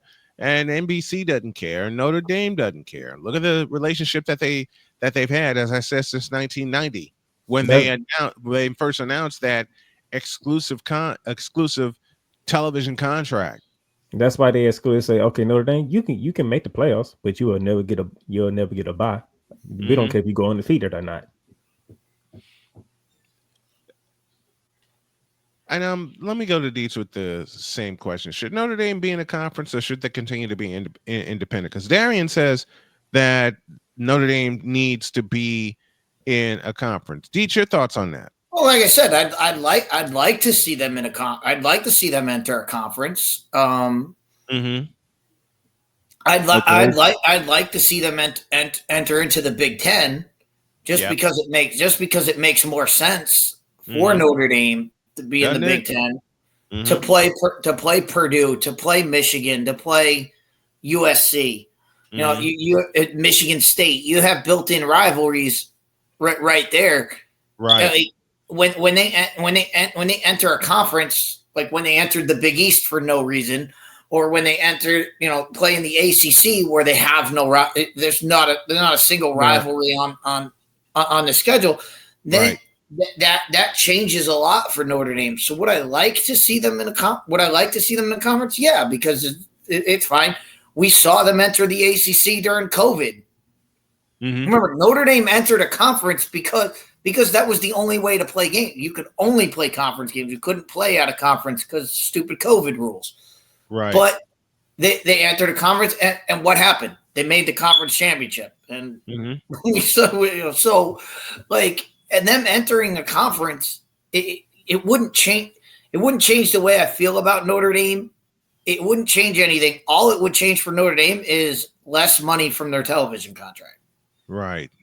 So Notre Dame would make less money, but if you want to be a prestigious program again, if you want to be the prestigious football program, Notre Dame has to get in a conference, but they don't have to for themselves. I want to see them, but they don't have. They don't have to. They can function just fine on their own.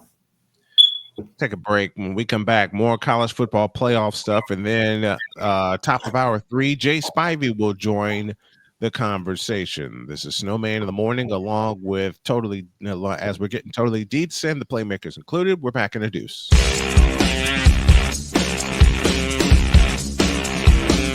This is Snowman in the morning.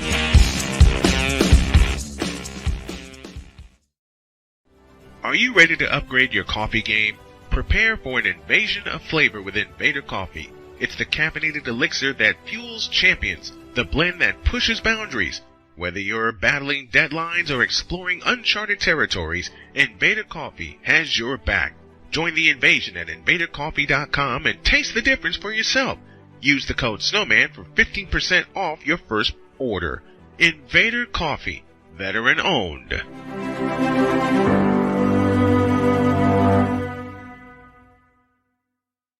One of the great things about ordering meals from Mother of Macros is that you can do it from the comfort of your own home.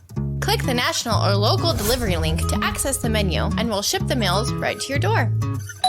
We understand you won't always have time to plan, shop, prepare, and cook to provide healthy nutrition for your family, so the process is simple and saves you hours. We know you're busy, so our meals are professionally prepared and packaged. You only need to heat them up and enjoy. We provide macro-balanced, delicious meals chock full of fresh, local ingredients with none of the stuff you don't want to eat. Plus, our menu changes every week, keeping your taste buds wanting more. We take care of your meals so you can worry about everything else on your list. Mother of Macros.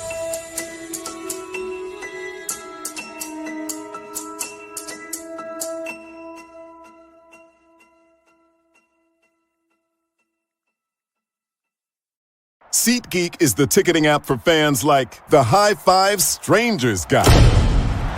Game-winning interception. First down. Just a nice, solid tackle. If you're in arm's length, you will be swapping skin with this extrovert. You see, he knows SeatGeek got him a great deal on tickets, so he can focus on what he does best, smacking palms. SeatGeek handles the tickets to sports, concerts, and more, so fans can fan. Quinn. Moment of clarity. I haven't watched BT in years. KP. Drake needs to come back with another triple platinum album. E Digger. And then you have Ray J. Like, I can't stand that River Cricket. The Guru. Okay, the level of crack she's smoking, I don't want it. BS3 Network proudly presents the Knucklehead Chronicles podcast, where from card tips to hot topics to meat beef of the week, anything goes. Live every Sunday at 2:30 p.m. Central.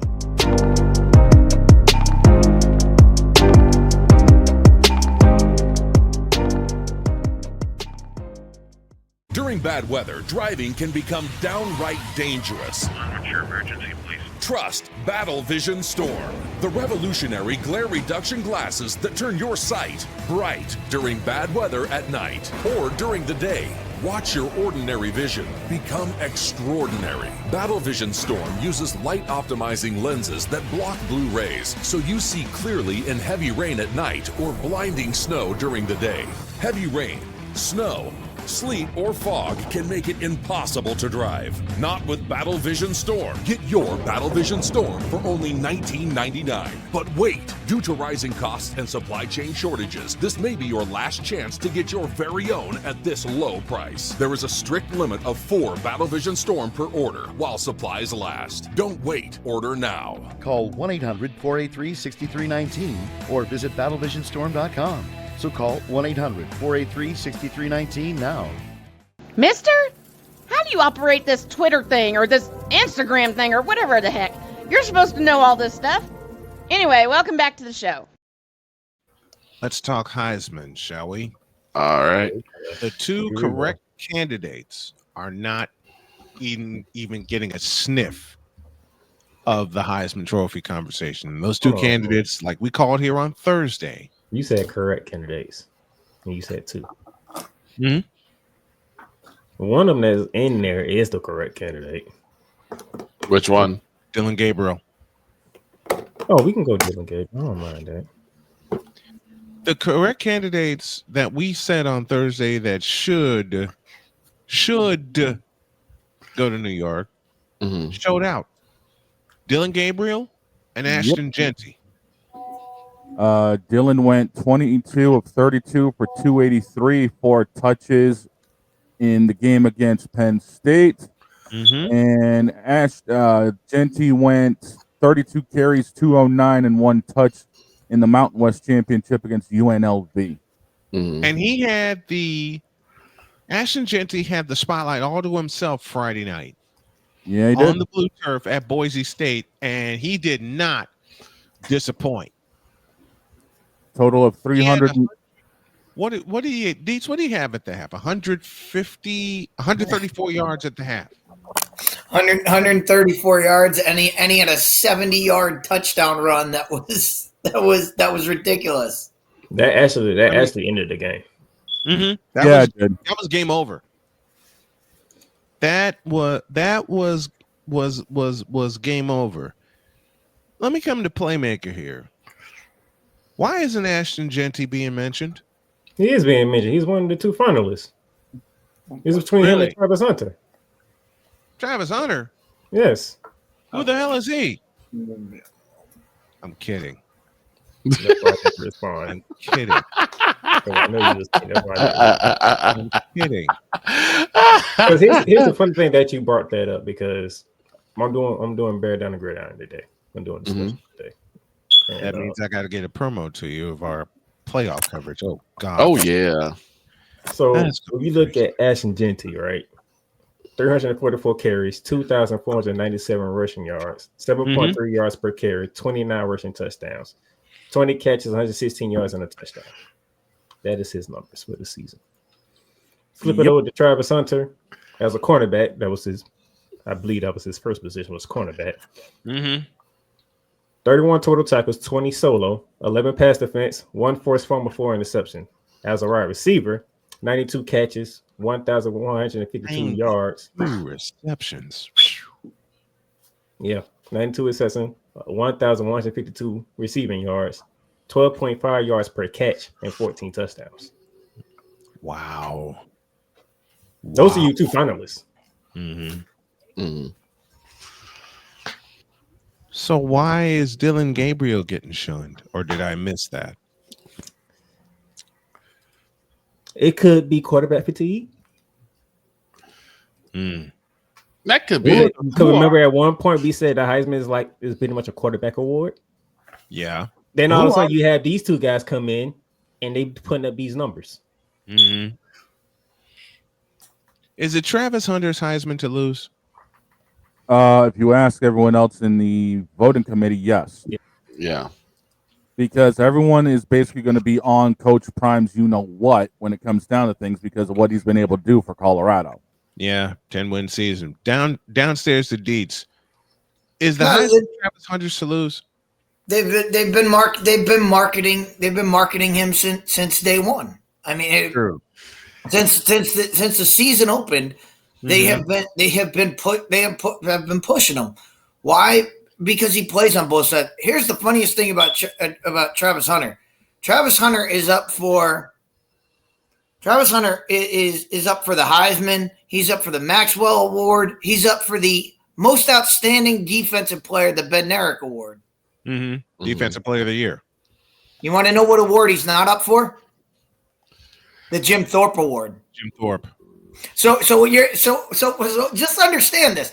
He's up for the best defensive player award, but he's not up for the best defensive back award. Right. So tell me how that makes sense. Right. Tell me how that can happen. You cannot be the best defensive player if you're not the best defensive player at your defensive position. At your position. It makes no sense. But to get back to that, I mean, we talked about this last year. It doesn't go to the most deserving player. Right. It's going to go to the best hyped player, the most hyped player that they have. And I mean, look what we just saw. Yep. Look what we just saw. And you brought up the right name, Dylan Gabriel. Dylan Gabriel Oregon just put on a show where they scored the third most points in a Big Ten championship game of all time. Yep. They had I think the most yards in a Big Ten championship game of all time. Yep. This is all that Dylan Gabriel did, and basically, what this is basically, and we talked about it with Snowman. You talked about it all last year in women's college basketball. You talked about it all WNBA.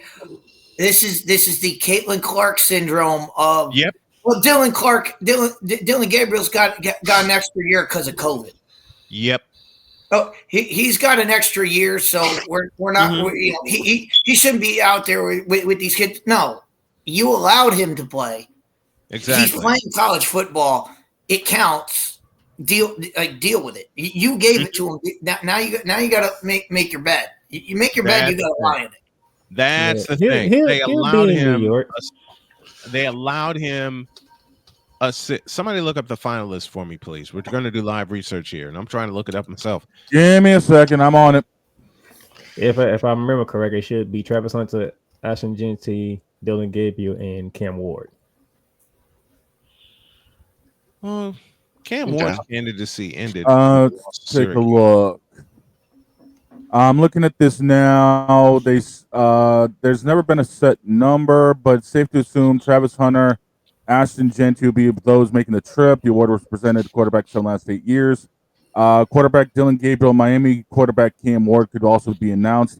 The finalists will be announced today, and there's no time on when it's going to happen, so it could happen later this afternoon or tonight.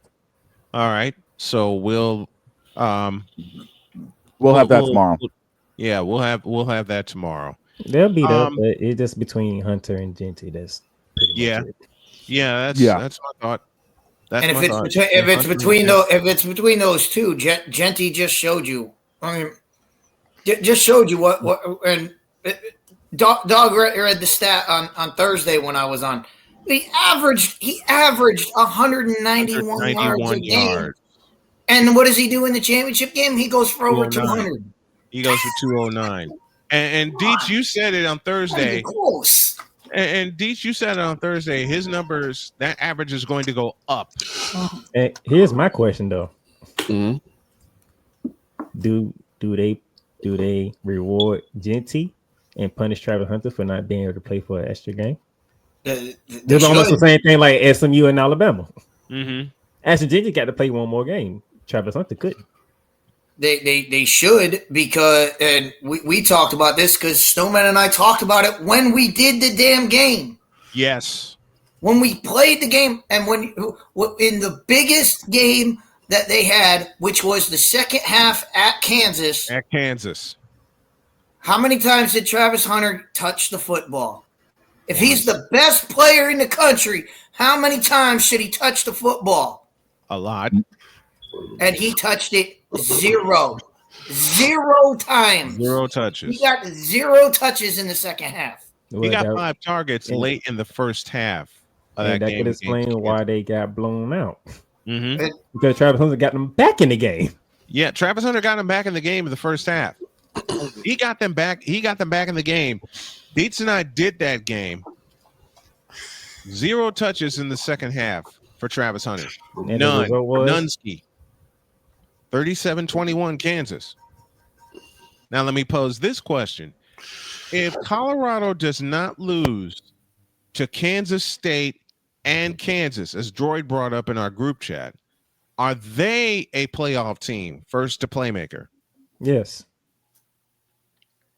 Because you would have had a shot at the Big 12, and you taking two of the 3 losses that they had, mm-hmm. and you're not getting punished because you made your conference championship. True. The committee, we can say that now because of what the committee did with SMU. Mm-hmm.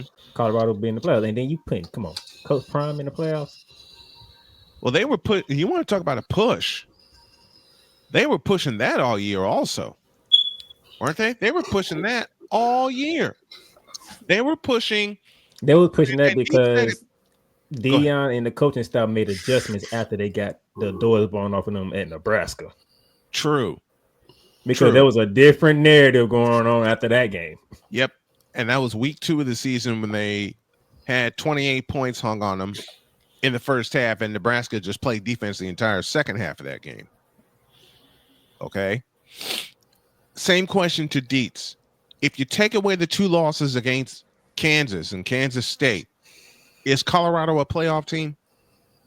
Well, yeah. If you take away the losses and put them in the win column, I mean, of course you would talk about it, and you'd be talking about them. You'd be talking about them the same way we talk about Indiana. I mean, they won a bunch of games, and they had one. They would only have 1 or 2 losses. They'd have probably one or 2 losses. If you took away 2 of their losses, they'd only have 1 loss. So you'd be lumping them straight in there. But again, they didn't play. Their out of conference game was Nebraska. Mm-hmm. That was it. So I'd be sitting here telling you, yeah, Colorado play. They're good, but they didn't earn a spot. They didn't they didn't beat anybody to get there. Which brings me back to your example about Indiana getting in the playoff. But again, they didn't. I mean, Colorado did not play. They didn't play Iowa State. They didn't play BYU. They didn't play Arizona State. They didn't play. They played Arizona, blew the doors off of them. They barely, what told me it was going to be like an up and down year for Colorado, even though they won 10 games? North Dakota State. They barely, and I repeat, barely beat North Dakota State. 31-26 was the final of that game. I'll tell you right now, the turning point that they knew that this season was going to be up and down had to be the OT win against Baylor 38-31 early. That's the game right there. But yes. Everybody knows if you schedule the Dakota team as your first game, you better buckle up your helmet. Exactly. Because you're going to be in a dogfight. Mm-hmm. North Dakota State, South Dakota State, who has a national championship, by the way. North Dakota State's got many of them. Okay. South Dakota, who's the number 1 seed in Division I AA, and we're going to cover that in terms of play-by-play later on this year. But dude, I already asked the question: did the committee get it right? So we'll leave that alone now. Now I'll bring up a point that Dietz just brought up, that they haven't played anybody like a BYU or anything. Colorado's got BYU in the Alamo Bowl. What is that going to do for them? Depending on what happens in the game itself. I'll answer that question. A boatload of money. This is how this happens, all right? Because I know people. Because I was like everybody else. Why is there a all Big 12 conference game in a bowl season? Bowl season. Yep. What happened is it was the Alamo Bowl. They still have the rights to the former Pac-12 schools. Yes. So pretty much in bowl season, those Pac-12 teams that went to other conferences, they are still considered Pac-12 teams. Mm-hmm. So Oregon's in the playoffs. Mm-hmm. Yep. Arizona State's in the playoffs. Yep. So they couldn't get either. Who is your next best Pac-12 team? Colorado. And then they end up getting BYU. Mm-hmm.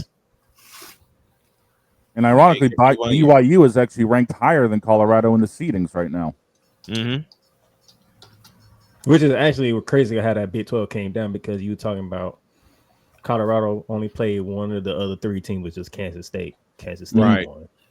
You talking about Kansas State losing to Iowa State. You got BYU losing to Arizona State. It was a crazy way. That game against Iowa State came down to a miracle finish, if I remember correctly. I do believe you're right. Remember that was remember, Snowman, that was the game where they stormed the field twice. Yes. Yes. and they had to play one more second, like what, 3 separate times? Where they had 1,000 people on the field, and they said, "Oh, we need to play another second." Yes. Clear 1 million people off the field. Hey, I'm giving Arizona State head coach of the year. I agree. Wes Pruitt is with us. He says, Snowman, the committee got it perfectly correct. According to their system, yes. According to their system, yes. And Wes, I have a bone to pick with you. Now, me and Wes having a fun time on Facebook. Yeah, man. Yeah, man. I love Wes. I love you, Wes. Wes, you need to get your butt on this program, and soon. More on that. More on that later. Who is the most surprising team, in you guys' opinion, to make the playoff? I'll start with the playmaker. Indiana. Okay. Because nobody looked at Indiana like, okay, that's Indiana. When you look at the Big Ten, who are the teams you were looking at? Ohio State. With that $20 million roster that they put together. I'm looking at you, Ryan Day. Michigan, because all the changeover, but they are defending national champions, so we need to see what they look like. Right. Of course, Penn State. Of course. Even though we know James Franklin can't win the big game. Yeah. Oh, that's been proven twice now. Ohio State and Oregon. And then Oregon. Well, how Oregon look like coming into the Big Ten? Is this West Coast team just going to waltz into the Big Ten and take over? I don't think so, even though I'm the one who picked Oregon to win the Big Ten, by the way. I did too. I think everyone had Oregon in the cards for that one. I picked Oregon. I wrote it down. I picked Oregon to win the Big Ten Conference, and people looked at me like I was nuts. So we were looking at Indiana. Yeah, this is just Indiana. All of a sudden, you looked up. How did Indiana win 10 games? Right. Wait a minute. So you looking like, okay, they ain't play nobody. They skip by. Then you look at the schedule. Oh no, they did. They just ain't winning. They beating people behind. Okay, we whooping behinds over here in Indiana. All right, Kurt, so let me see what you got. You got Ohio State coming up. First half looked good. First half was like, ooh, this team looks good. And then Ohio State flexed their muscles in the second half. Yeah, Ohio State woke up because Indiana marched right down the field, punched them in the face, led 7-0, stopped Ohio State on the 2-yard line. I think that's when Ohio State was like, oh, okay, so they for real. Oh, yes. Okay, wait a minute, hold on. That's when the Buckeyes woke up. That's when the Buckeyes woke up. Ohio State, you going to lose to Michigan for a fourth consecutive year. Let me help bolster Playmaker's point here, because I'll show it on my screen. I have this is my preseason book. Okay. Yep.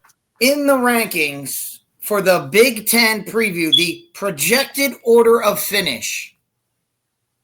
I'm not gonna go through all 18, but I'm going to start from the bottom. Number 18, Purdue. Number 17, Indiana. Wow. That's all you need to know. At the beginning of the year, they thought they were they had them behind Snowman's beloved Northwestern. Yes. And Indiana came in Northwestern and kicked our tail. And Indiana did what they did. I would argue the same way. I would argue the same thing with SMU. SMU is, and when was SMU predicted to finish? I'll look that up right now. But the fact that they went into the ACC, they had the same thing that Oregon had. This team from Tech, and to preview later on in the show, we'll have Mr. ACC coming on the show later on. I'd love to hear what Jay Spivey has to say about a Texas team playing in the Atlantic Coast Conference Championship. And why these look up the rankings for the ACC? Shout out to Arizona State, because they were picked last in the Big 12. Yes, they were picked dead last. And look what they did. Ran the table. SMU was 7th, by the way. Projected to be 7th in the ACC. Oh, just to be petty. Who was number 1 on that list? I'm just want to be petty. Yeah. Guess who was number 1? the Florida State. Florida State. So I don't want to be petty right now. Who was number 1 on that list? Florida State. Florida State, and we all saw what happened to them. Doggone court. I'm sorry. And we all saw what happened to them. Right? We all saw what happened to them. All right, let's take a break. When we come back, Jay Spivey will join the party and break the ACC into pieces. Hour 3 when y'all get back.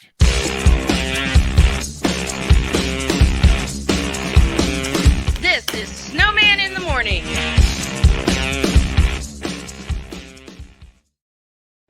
Are you ready to upgrade your coffee game?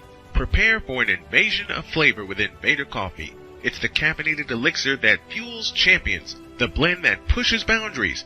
Whether you're battling deadlines or exploring uncharted territories, Invader Coffee has your back.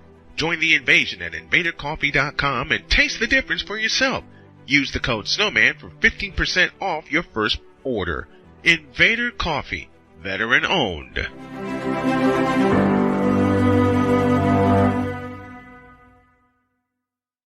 One of the great things about ordering meals from Mother of Macros is that you can do it from the comfort of your own home. Click the national or local delivery link to access the menu, and we'll ship the meals right to your door. We understand you won't always have time to plan, shop, prepare, and cook to provide healthy nutrition for your family, so the process is simple and saves you hours. We know you're busy, so our meals are professionally prepared and packaged. You only need to heat them up and enjoy. We provide macro-balanced, delicious meals, chock full of fresh, local ingredients with none of the stuff you don't want to eat. Plus, our menu changes every week, keeping your taste buds wanting more. We take care of your meals so you can worry about everything else on your list. Mother of Macros.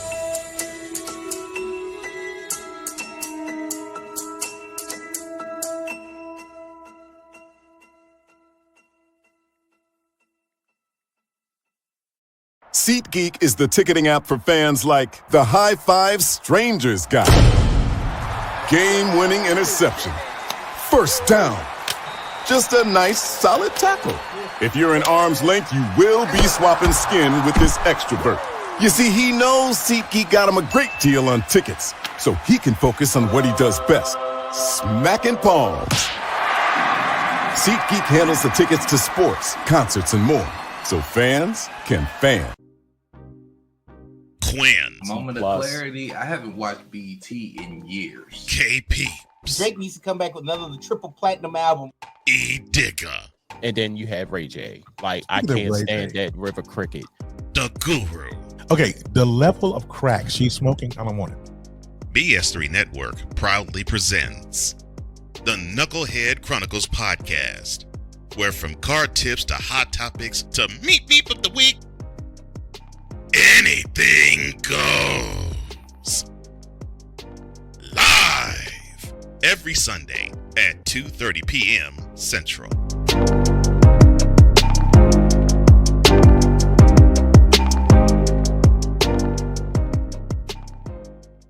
During bad weather, driving can become downright dangerous. What's your emergency, please? Trust Battle Vision Storm, the revolutionary glare reduction glasses that turn your sight bright during bad weather at night or during the day. Watch your ordinary vision become extraordinary. Battle Vision Storm uses light optimizing lenses that block blue rays, so you see clearly in heavy rain at night or blinding snow during the day. Heavy rain, snow, sleet, or fog can make it impossible to drive. Not with Battle Vision Storm. Get your Battle Vision Storm for only $19.99. But wait, due to rising costs and supply chain shortages, this may be your last chance to get your very own at this low price. There is a strict limit of 4 Battle Vision Storm per order while supplies last. Don't wait, order now. Call 1-800-483-6319 or visit battlevisionstorm.com. So call 1-800-483-6319 now. Mister, how do you operate this Twitter thing or this Instagram thing or whatever the heck? You're supposed to know all this stuff. Anyway, welcome back to the show. As Ray Clay said best, dog. Yes. Who's waiting? Oh, I think I got an idea on who that might be.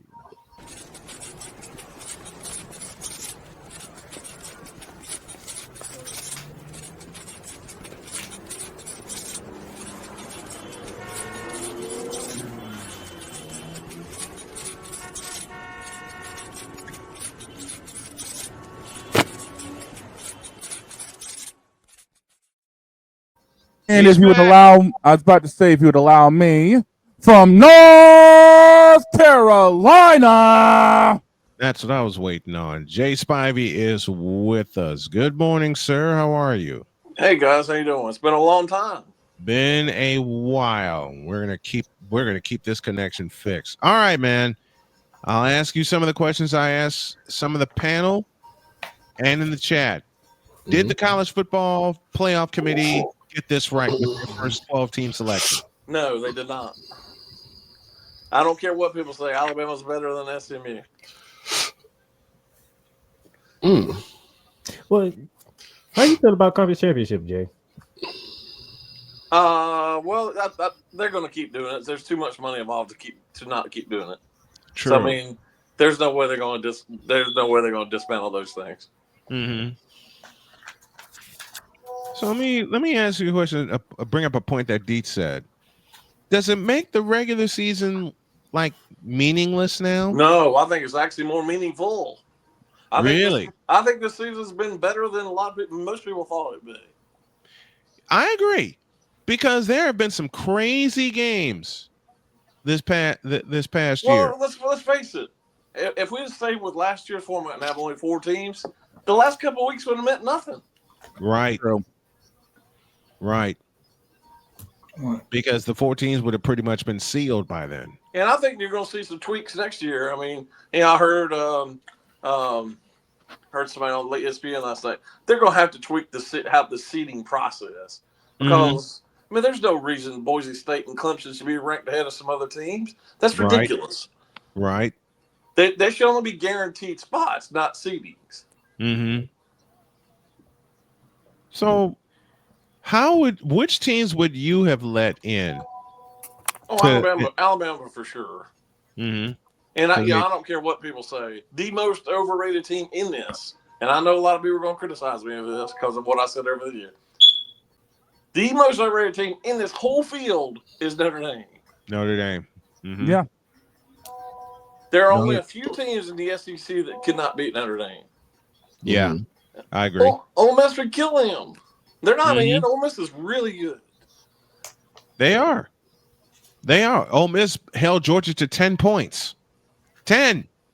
Now you tell me how it's right where it's by far. Yeah, but they had their season go down the drain in the swamp. I know the Big Ten is good. I get that. But you tell me that by far the best conference in college football only gets 3 teams in, and the Big Ten gets 4? Mm-hmm. Crazy. It is a gauntlet every single week in the SEC. Mm-hmm. There are very few gimmies in the SEC. That is not the case in the Big Ten. That is not the case. And a team from the old Pac-10, I can't say Pac-12, the old Pac-10 comes into the Big Ten and run. Save Wisconsin, they run roughshod over everybody. How was Oregon able to pull that off? They have unlimited money and resources. True. Because of the swoosh. Because of Nike. Well, Snowman, you're like this. How'd the Big Eight look? How'd the Big Eight look? You want to take it way back? Yeah. SMU, Texas, both playing in their conference championships. Big Eight and Southwest Conference. Yeah. And then you come in and you let Arizona State dominate. Yep. Arizona State killed the Big 12. Just dominated. Yeah, they Everybody's hope. Jay, you mentioned this to me. Everybody's hope at the top of the season, and we talked about this, was for Colorado to win the Big 12. And everybody was picking Colorado to run roughshod over the Big 12. Then they ran into the state of Kansas. And that shot them down. Well, I got nothing against Deion. I'm tired of these people keep calling him Coach Prime. His name is not Coach Prime. He's either Deion Sanders or he's Coach Sanders. Take your pick. That's what I saw. That's what I call him. Coach I Sanders. got nothing against him personally.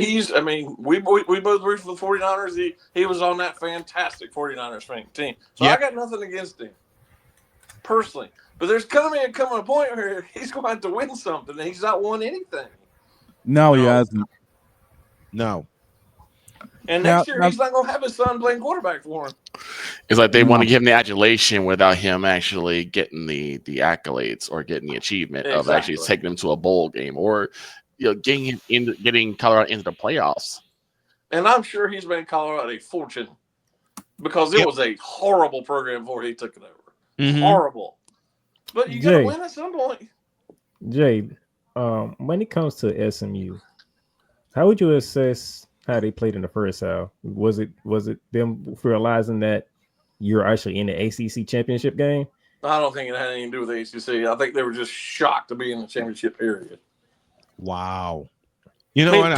Talent-wise, they're right there with Clemson. Mm-hmm.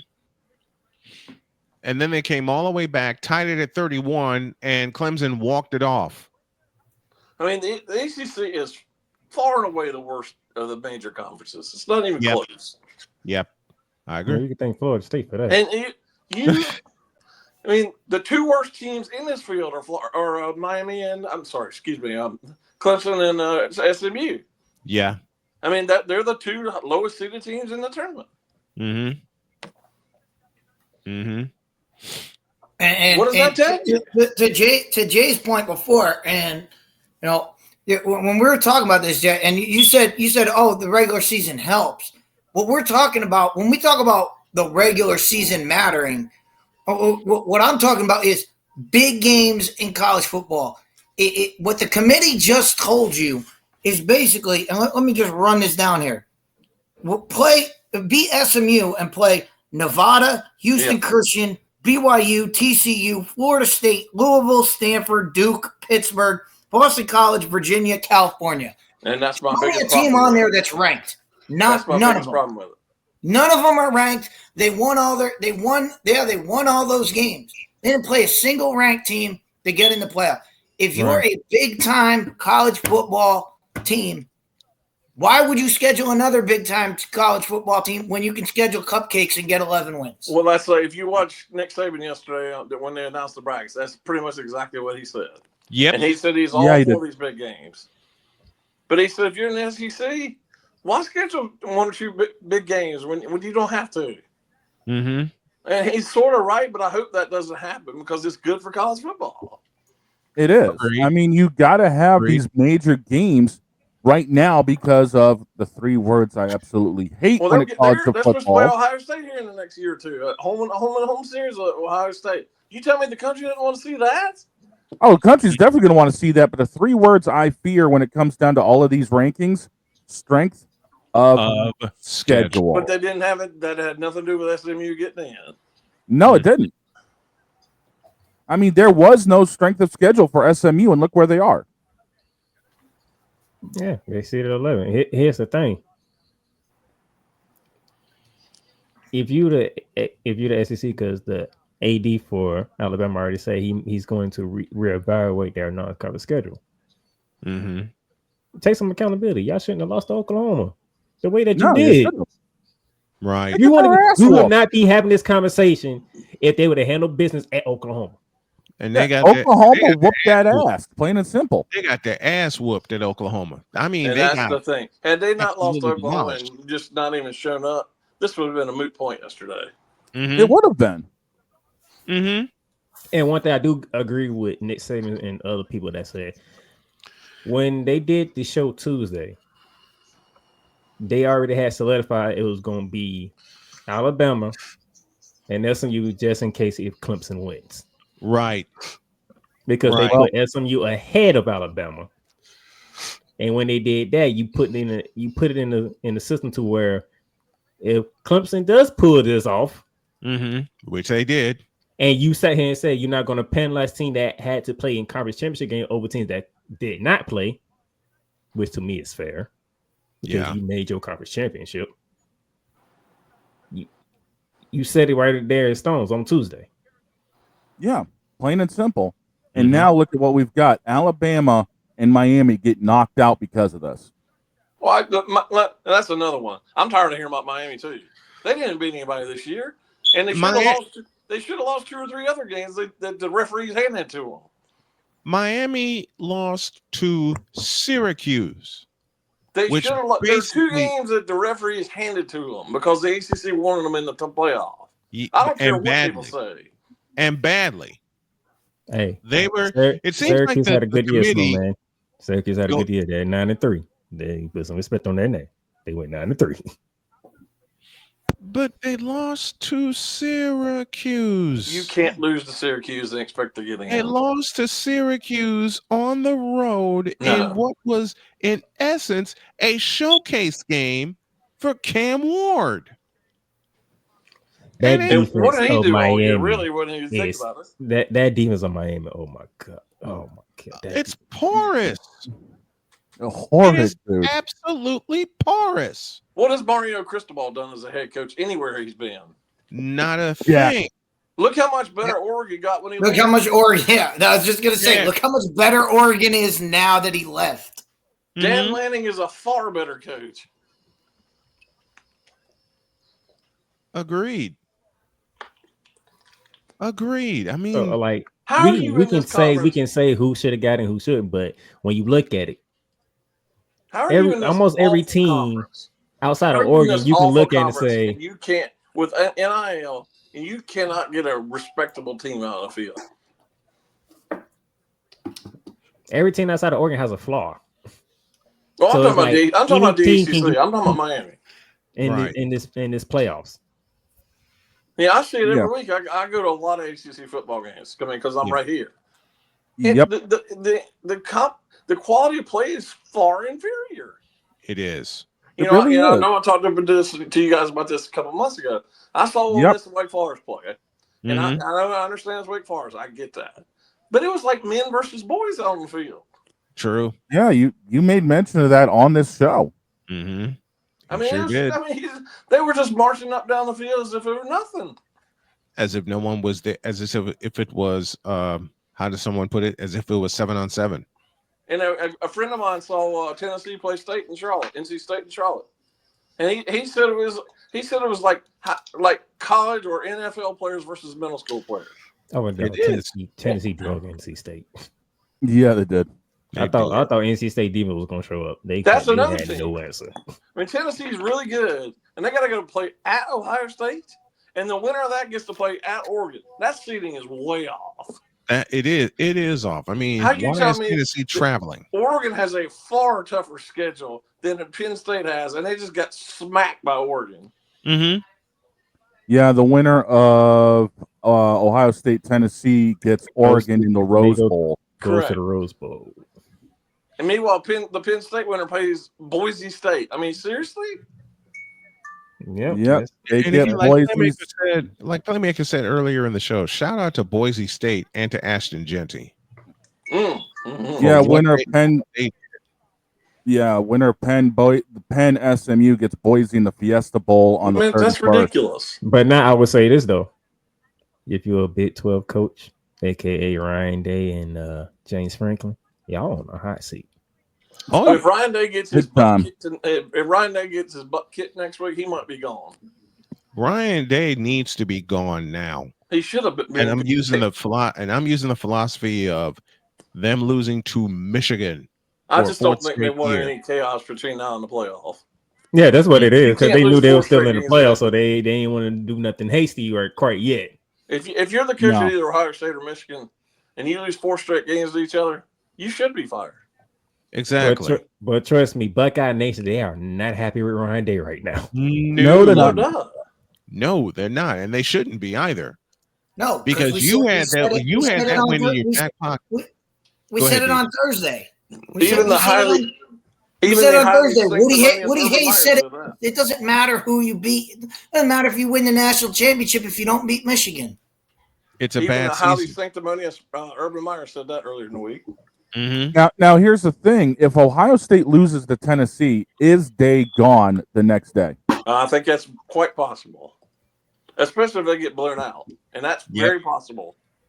Because you know what that would look like? I think Tennessee is going to whack Ohio State. Here's the thing: everybody talks about let's see the SEC team go up there. If Tennessee goes up to Ohio State in that weather and beat them December 21st, it's going to be chaos in Ohio.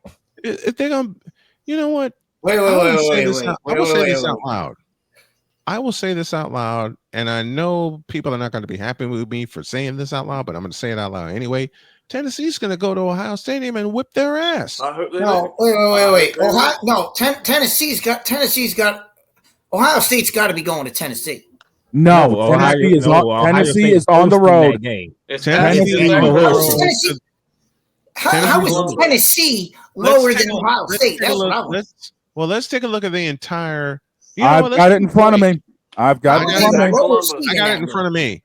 Let's take a break, and then we'll take a look at the entire field, because I know Jay's got to go pretty soon because he has a conference to get to.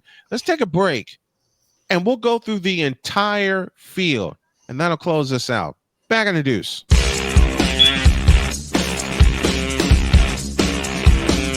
This is Snowman in the morning.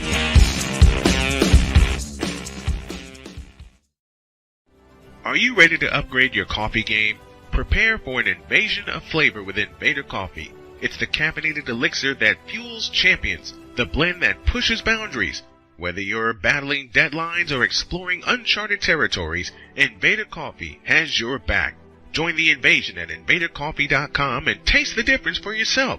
Use the code Snowman for 15% off your first order. Invader Coffee, veteran owned.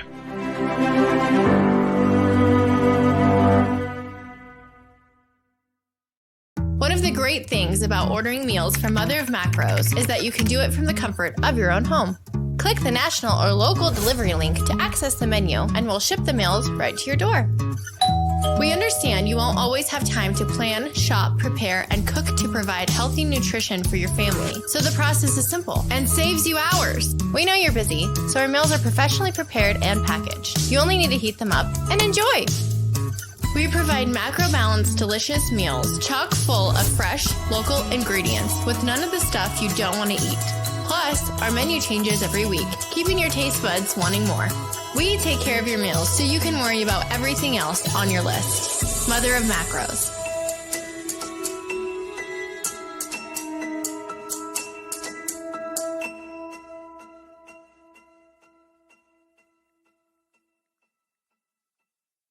SeatGeek is the ticketing app for fans like the high five strangers got. Game-winning interception. First down. Just a nice, solid tackle. If you're in arm's length, you will be swapping skin with this extrovert. You see, he knows SeatGeek got him a great deal on tickets, so he can focus on what he does best, smacking palms. SeatGeek handles the tickets to sports, concerts, and more, so fans can fan. Quinn. Moment of clarity. I haven't watched BT in years. KP. Drake needs to come back with another triple platinum album. E Digger. And then you have Ray J. Like, I can't stand that River Cricket. The Guru. Okay, the level of crack she's smoking, I don't want it. S2E13 Network proudly presents the Knucklehead Chronicles podcast, where from card tips to hot topics to meet of the week, anything goes. Live every Sunday at 2:30 p.m. Central.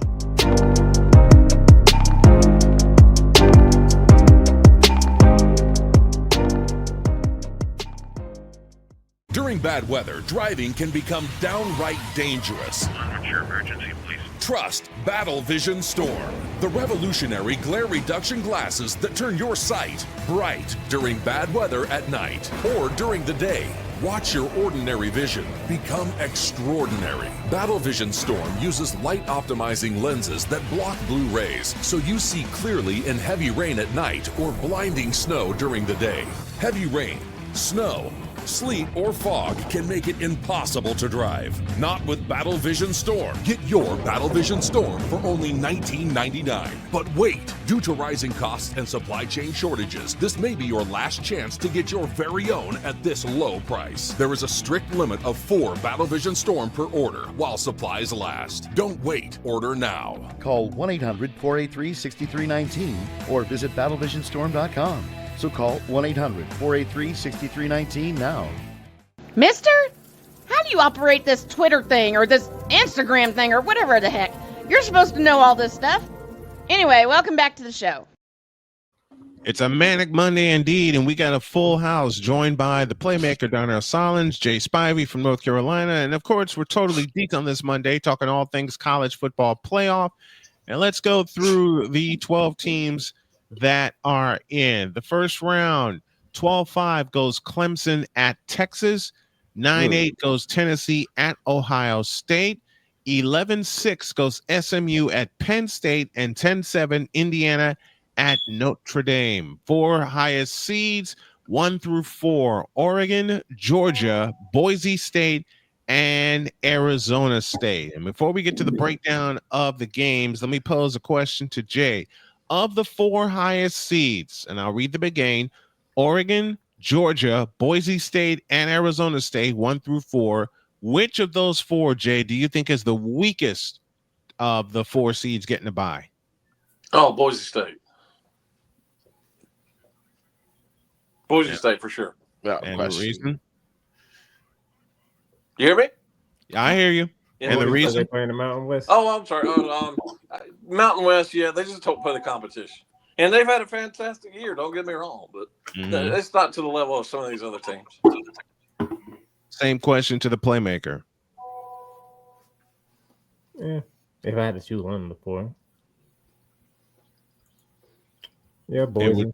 It would probably be Boise because but I would say this: they did play Oregon to a 3-point game. They did. To Dietz, same question. It's a sweep. It's Boise based on the fact that Arizona State played BYU. Mm-hmm. They won. Yep. Boise State played BYU. They lost. Do I need to say anything more? Oregon hasn't lost all year, and Georgia's Georgia. Mm-hmm. I'm concerned about Georgia. I am too. I am too. We'll come back to that. I'm only concerned about what the status they have at quarterback. That's what I was getting ready to say. Yep. If Carson Beck's got a really hurt elbow, that's the major question. It is. He's the leader of that offense. Now, Gunnar Stockton came in and did well, but it was in a pinch. But people didn't have a clue. But they had no film on him. They had no nothing. Nothing. Now they do. Now, yep, exactly. Now they do. Thank you, dog. Now they do. And he almost threw the game away.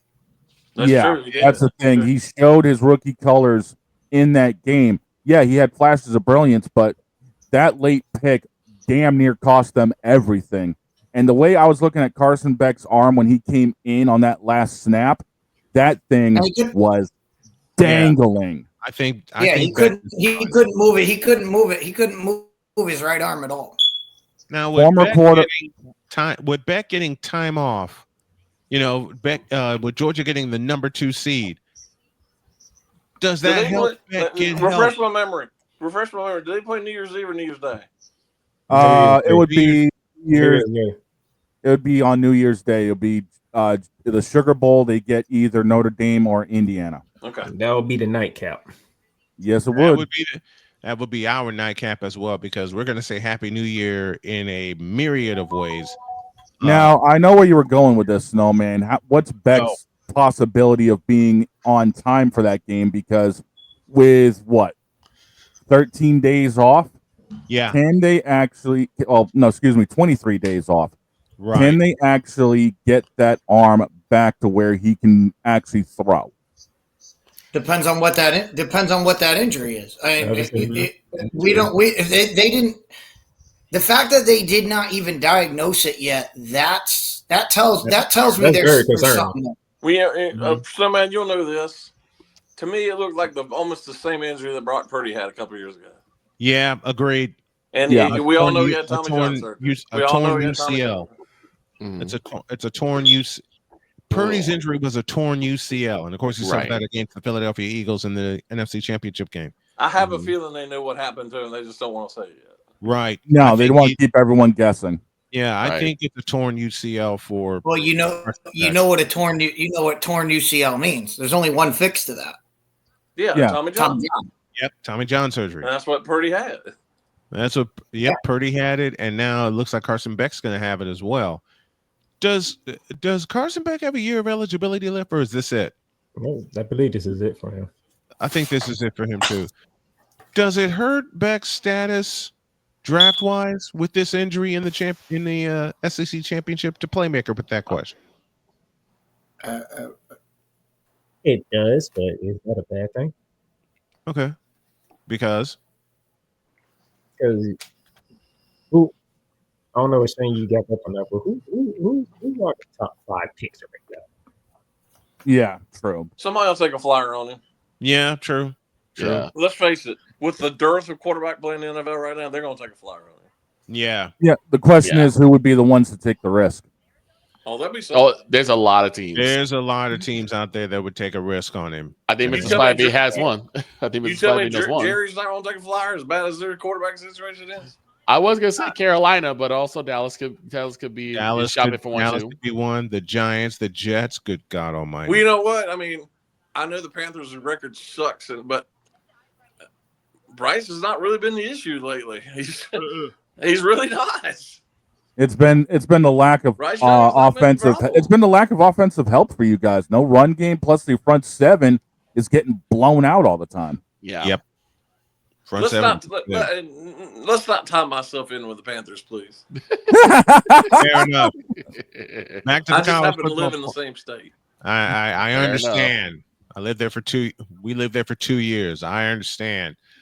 Back to the college football playoff. First round goes Friday, December 20th. The Battle of Indiana, as number 10 Indiana takes on number 7 Notre Dame. That's an 8 p.m. kick. We'll be up at 7 with an hour-long pregame.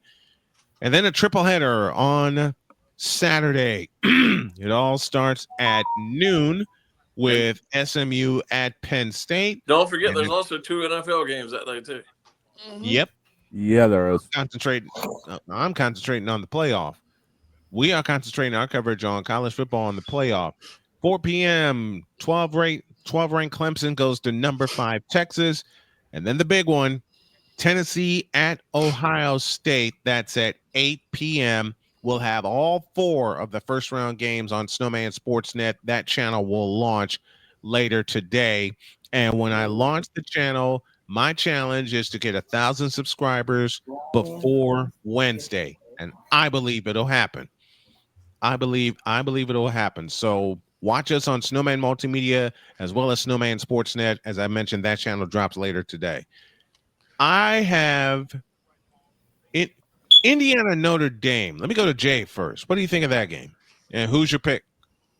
May as well make picks right now. What the hell? Well, I certainly hope Indiana wins, but who knows? Y'all might know the answer to this. When is the last time these 2 teams played each other? Because it seems like for years Notre Dame's refused to play them. Yes, all through the 80s. So they refused I to play think Indiana. It's a much bigger deal for Indiana to play them than Notre Dame is to play Indiana. Mm-hmm. But so Notre Dame's already got their money. Listen, Notre Dame's already got their money. Disdain I have for Notre Dame football, especially. I agree. You tell me if any other team in college football who was not in the playoff had the same credentials they did and played the same teams they did, you tell me they'd be ranked as high as they are. Right. Yep. And I'll answer your question. They lost to Northern Illinois at home. Mm-hmm. I'll answer your question, Jay. The last time these 2 teams played was 1991. 33 years ago. That's ridiculous. Mm-hmm. And that's my question. Marcus Freeman, if he loses this game, how much would people go back to that Northern Illinois loss?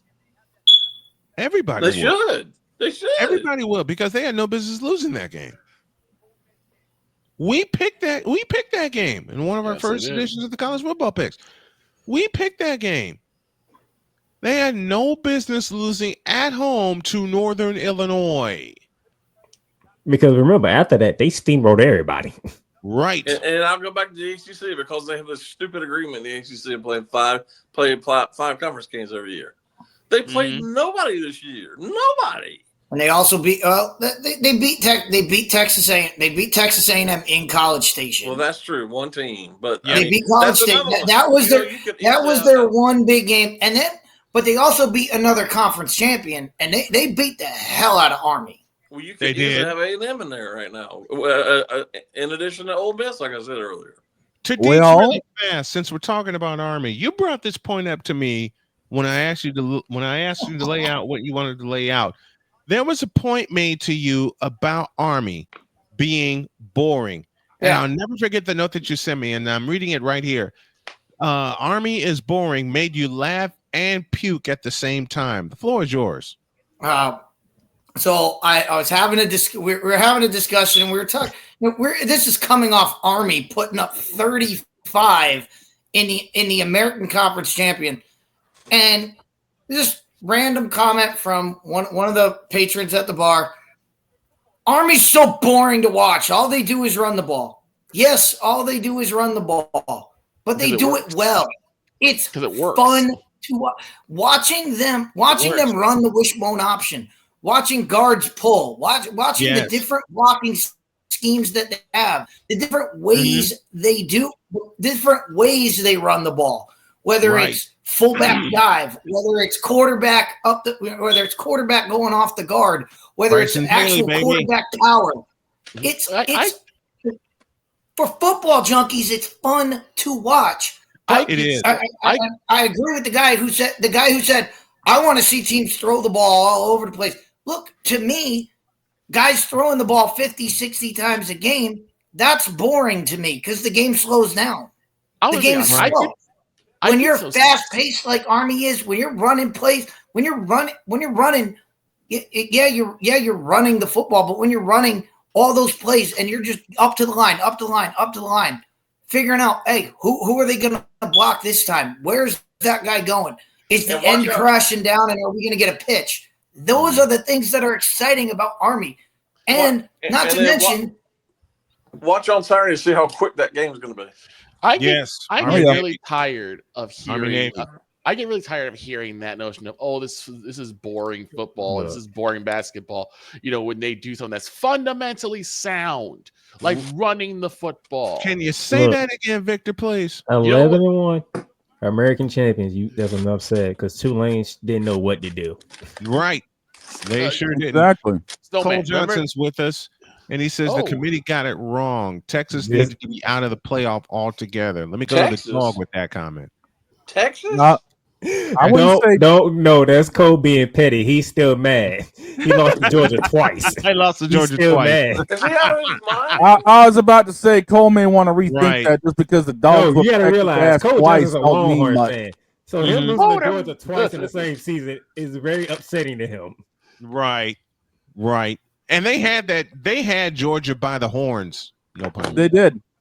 Is that pun intended in that game? No pun intended. No. They had Georgia locked up, and then finally Georgia figured it out. Right. Yeah. And then it turned into the typical Georgia. It turned into a typical SEC game after that. Mm-hmm. But as I was saying earlier, like we talked about it in basketball, how the Spurs are always looked at as the boring team because they're more fundamentally sound. And guess what? They kept winning. Just it's like how they keep winning when you run the football. I'm sorry, that's just how it works. Because what's more exciting than seeing Jerome Bettis or Marshall Faulk or Barry Sanders or Emmitt Smith or? Well, trust me on this, guys. I saw Tim Duncan play for 4 years in college. Many games. Mm-hmm. Nothing about him was boring. No. Right. Exactly. I saw him play in the ACC championship in 1995. Well, look at what else. Look at what else we're talking about, and we've got it coming up this weekend, and it's going to be the Army Navy game is actually important. It's actually going to be fun to watch. We actually have a team that we can watch in Army and see how good they really are. How good they really are. They get to go up against a team, a Navy team that really just is biting their chops. They want to get a piece of that. It's gonna be fun to watch Army Navy again. Yeah, which rare where both teams are good. We haven't had that in a long time. Exactly. Both teams are never good the same year. No, they're not. This year we finally got that, and it's going to be explosive down there in D.C. come Saturday. It's going to be a high-scoring game. Yes. But here's the thing that layman people will not understand. They say, why can't Army or Navy why can't they throw the ball? They're not getting recruits. people don't. The Army's not going out there and going, "Hey, you can throw the ball. Come to the armed service and come play." No one's doing that. People are signing up to play. They're taking the best athletes they got, and they're putting somebody back there that can say, "Hey, can you throw the ball at all?" Well, but you can run because you run every day as a cadet. Whether it be Army, Navy, or the Air Force, the demands on these kids are unbelievable. Indeed. It's not just playing football. It's going to class. It's going to breakfast. It's going to lunch. It's doing all the stuff they do every morning to crack a dawn that we don't have to deal with. Right. And if you're any talented kid with if you have any talent at all, you're not going to the service. You're not going into the service because you're going to go to the 900 other schools that you can go to play football. And you're going there to play football, and that's it. These kids aren't going. These kids are going for something else. Football is like fourth on their list. Right. It is. I'm gonna be petty one more time. Go ahead. And Snowman, know I'm being petty when I say this name. Jalen Ramsey, shut up. Nice. Man had the nerve to post on X. So Georgia gets in with a backup quarterback. Dude, it's a whole different system. This shit. It is. It is. This is what I miss from Playmaker. He just called people now, don't the pettiness has returned, y'all. Now before we put a bow on this, I did do a little early research, and I do have the early lines for these games. All right, go for it. One of them was ridiculous. Okay, There's no way Ohio State should be an 8.5-point favorite over Tennessee. There's no way. 8.5. That's what it was last night. 8.5. All right, go with it, dog. Go with it. Well, since Jay blew my freaking doors off on this one, thanks, Jay. Indiana, Notre Dame. Notre Dame's favored by 8. The over-under's at 50.5. There's a problem in its own right. Yeah, SMU, Penn. Penn is favored by 9. Over-under's at 53.5. Clemson, Texas.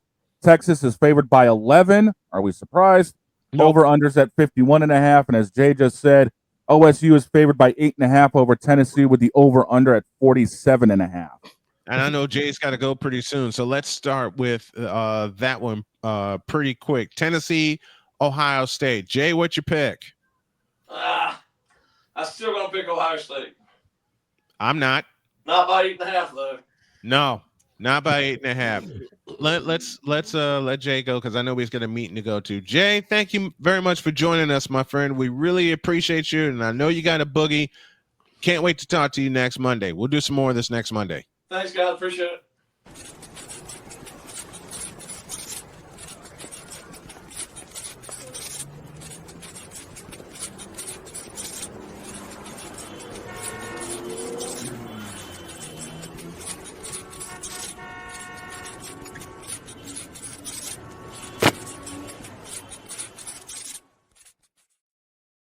Jay had to boogie because he's got a tournament luncheon to go through, a holiday tournament luncheon to go through. So we had to make sure he got out of here in time. All right, let's do this, folks. Let's make our picks right now. We'll start with Tennessee, Ohio State. Dog, it's all yours. As I said, OSU is favored by, well, as Jay said, OSU favored 8.5, over under 47.5, and I'm sorry, but OSU has been too beat up recently. Their line has been too open for contact. I'm taking Tennessee in the mild upset for this one. It ain't an upset. Tennessee's going to go to Ohio State and whoop their ass. I got Tennessee not only to cover, but to win on the road. Beatsy? Yeah, I'm going Tennessee. Too much Tennessee defense. All right, Playmaker, what you got? Question. What are the 2 things you need to take with you on the road? Again? What are the 2 things you need to take with you on the road? A running game and defense. I believe Tennessee has both. All right, Victor, do you make it a sweep? Yeah, I'll make it a sweep. And that's heartful for me because I do like OSU a lot, but they're too injured. They're too hurt right now. Next one. Let's hit the top of the list. Friday night's game, Indiana and Notre Dame. As I said, Notre Dame's up 8. Over under 50.5. Notre Dame, while they should be in a conference, won't be in a conference, and they're going to take down the in-state rivalry. I got football Jesus in this one. I don't. I'm going with the Hoosiers. I'm going with the Hoosiers to score an upset in a spotlight playoff game on Friday. And I will say one reason why: the remarkable Rourke. I love Nathan Rourke, and I also love his brother Curtis. I think Curtis Rourke has a surprise for him. I'm going with Indiana. Going with the road team. Dietzy? What do I always say? And I'll always say this playoff game in South Bend, Jimmy Johnson is the best. Don't leave it up to the officials. Yeah, exactly. Do not leave it up to the officials in Notre Dame Stadium. Notre Dame finds a way to win that game. All right, Playmaker. Playmaker. I mean, dog said football Jesus is touchdown Jesus. Same idea. Touchdown Jesus.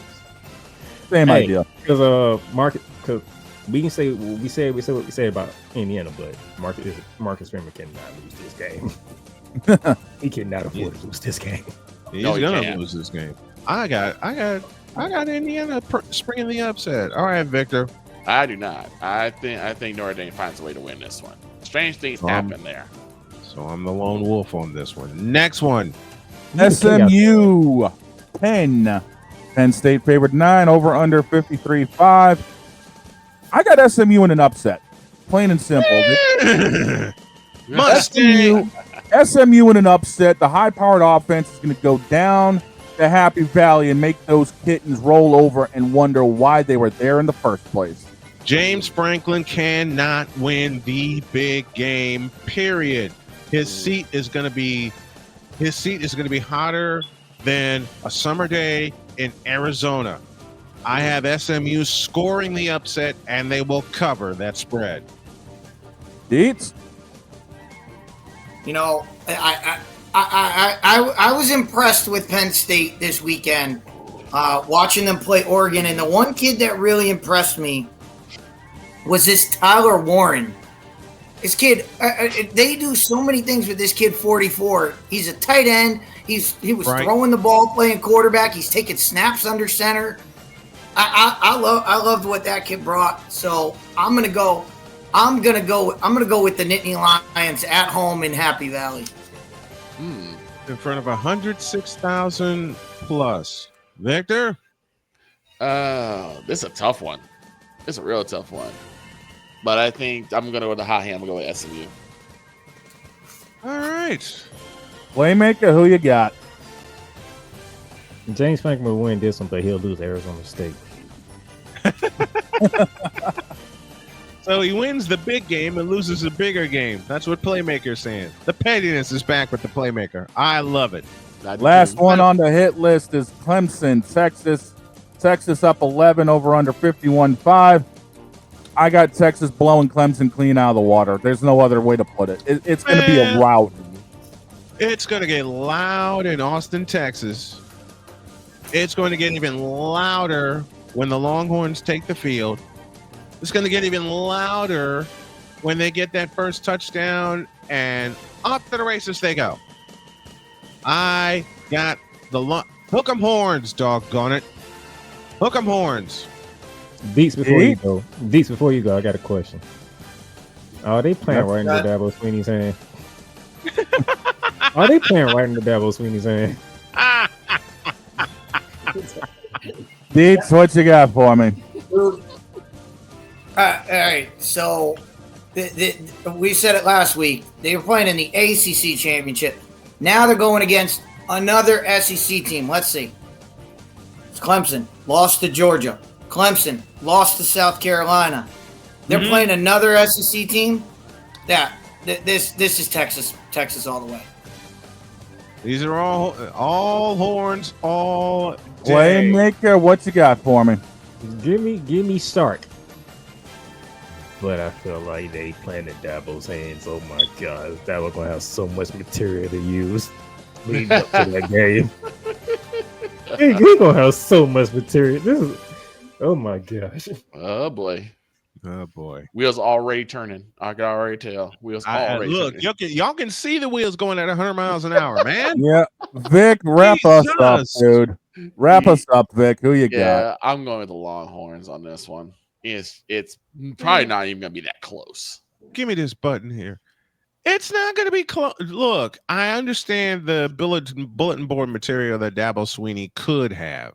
Mm-hmm. All right. And I say will have. Could. But will, because what you said, 11? That is the only first round game that's a double-digit spread? Yep. And it's going to get worse as the game goes on.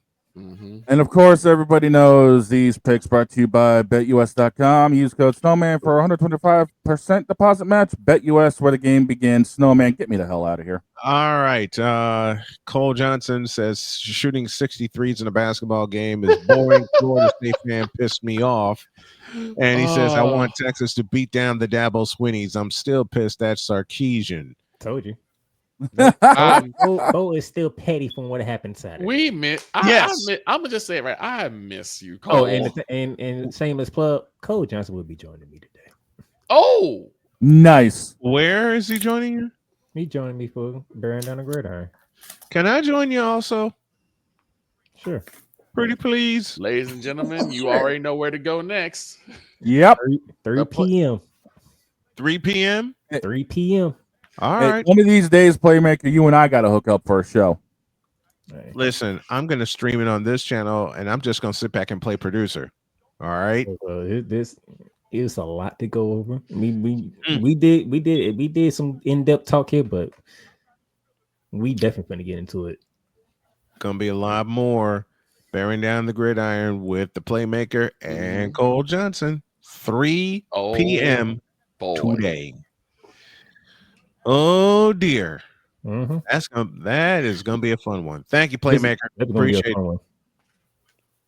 Thank you, brother. Appreciate you, man. All right.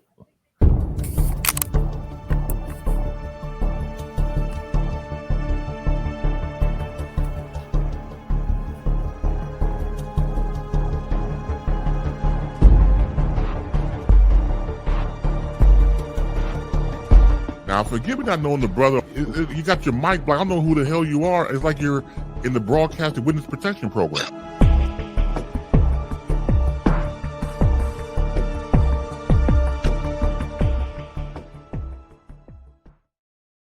And of course, we got totally deets on this Monday. We'll do it again on I gotta Thursday. ask a question before Deets goes. I got a question. Well, how many strays am I gonna catch tomorrow after what happens on Monday? Well, I mean, who knows? Because neither of these teams, the Cowboys can't lose right, the Bengals can't win. So it's what the hell are we doing? I don't know. He said the Cowboys can't lose right. He said the Cowboys can't lose. I mean, No, they got their backup quarterback. They put their backup quarterback in. They go 2-0. Did I not, Snowman? Did I not say that there was a possibility that we should probably tank this season? Yes. You're supposed to be losing when you're out of it, and they just keep winning. Keep getting a worse draft pick. Like, go ahead. It's Gerald. Gerald just doesn't want to give up. And Gerald ain't got the common sense to give up. And you got some members of the Moronic Republic actually saying, and I'm not making this up, but they're coming back. Yes. Saying they're coming back. Like, no, you're not. Just stop. You know what? They're actually, Victor, I'm going to make you laugh. Oh, I'm going to make Deets laugh also. You know what some members of the Moronic Republic said to me this morning? Okay. When I was warming up and being on the way in here and helping the wife get ready, that they are still a playoff team. I'm sorry, but no. No. This No. has been You yet beat- another You beat the beating a dead horse presentation. Tam? That sounds like a Tam. That's like a Tam thing to say. Oh God, no. We read the Shane, read Cole Johnson's comments, will you please? Please. We'll be hearing the Cowboys are going to that Super Bowl talk get even louder after tonight, and then better off. We're better with Cooper Rush than Dak Prescott. What? See? Well, yeah, because Cooper Rush doesn't make dumb decisions. Ain't nobody calling me. That's very true. Me, paging me, asking me, are you still involved? Get this crap out of here. Dear God. No, but Dietz is right though. Cooper Rush doesn't make dumb decisions. He doesn't take long to make the decisions that need to be made with the football. Dear Lord. The thing that everybody will be talking about, if the Cowboys win, of course everybody will be talking about the Cowboys when they should be talking about how bad the Bengals are. That's true too. Which they're not. They're not talking about that. You know that, Dietz. You know that, Dietzy. They're not going to talk about how bad the Bengals are. They're really not. Let's get out of here. Replay on Zebo at 11:05 this morning. Tomorrow, Bob Walters will join us from New York to talk all things Juan Soto and the New York Mets. And we got more stuff coming for you as Mick Tidrow will join us on the Tuesday version of Mike to Mike. Let's get out of here. Have a great day. God bless. Remember to make your next move your best move. And always remember, if your dreams don't scare you, they are simply not big enough. Dream big, do bigger. We are, and we hope y'all are too. Thank you, Dietz. Thank you, Playmaker. And thank you, Jay Spivey, for joining us on a packed show this morning. We got to do this some more. We will.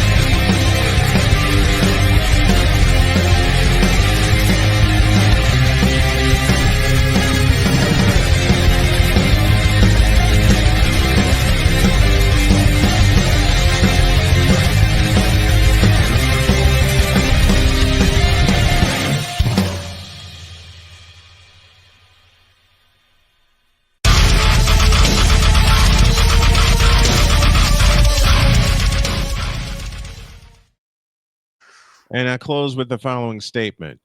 Caleb Williams, you're still a bitch. Bye. I was about to say, Virginia McKinney.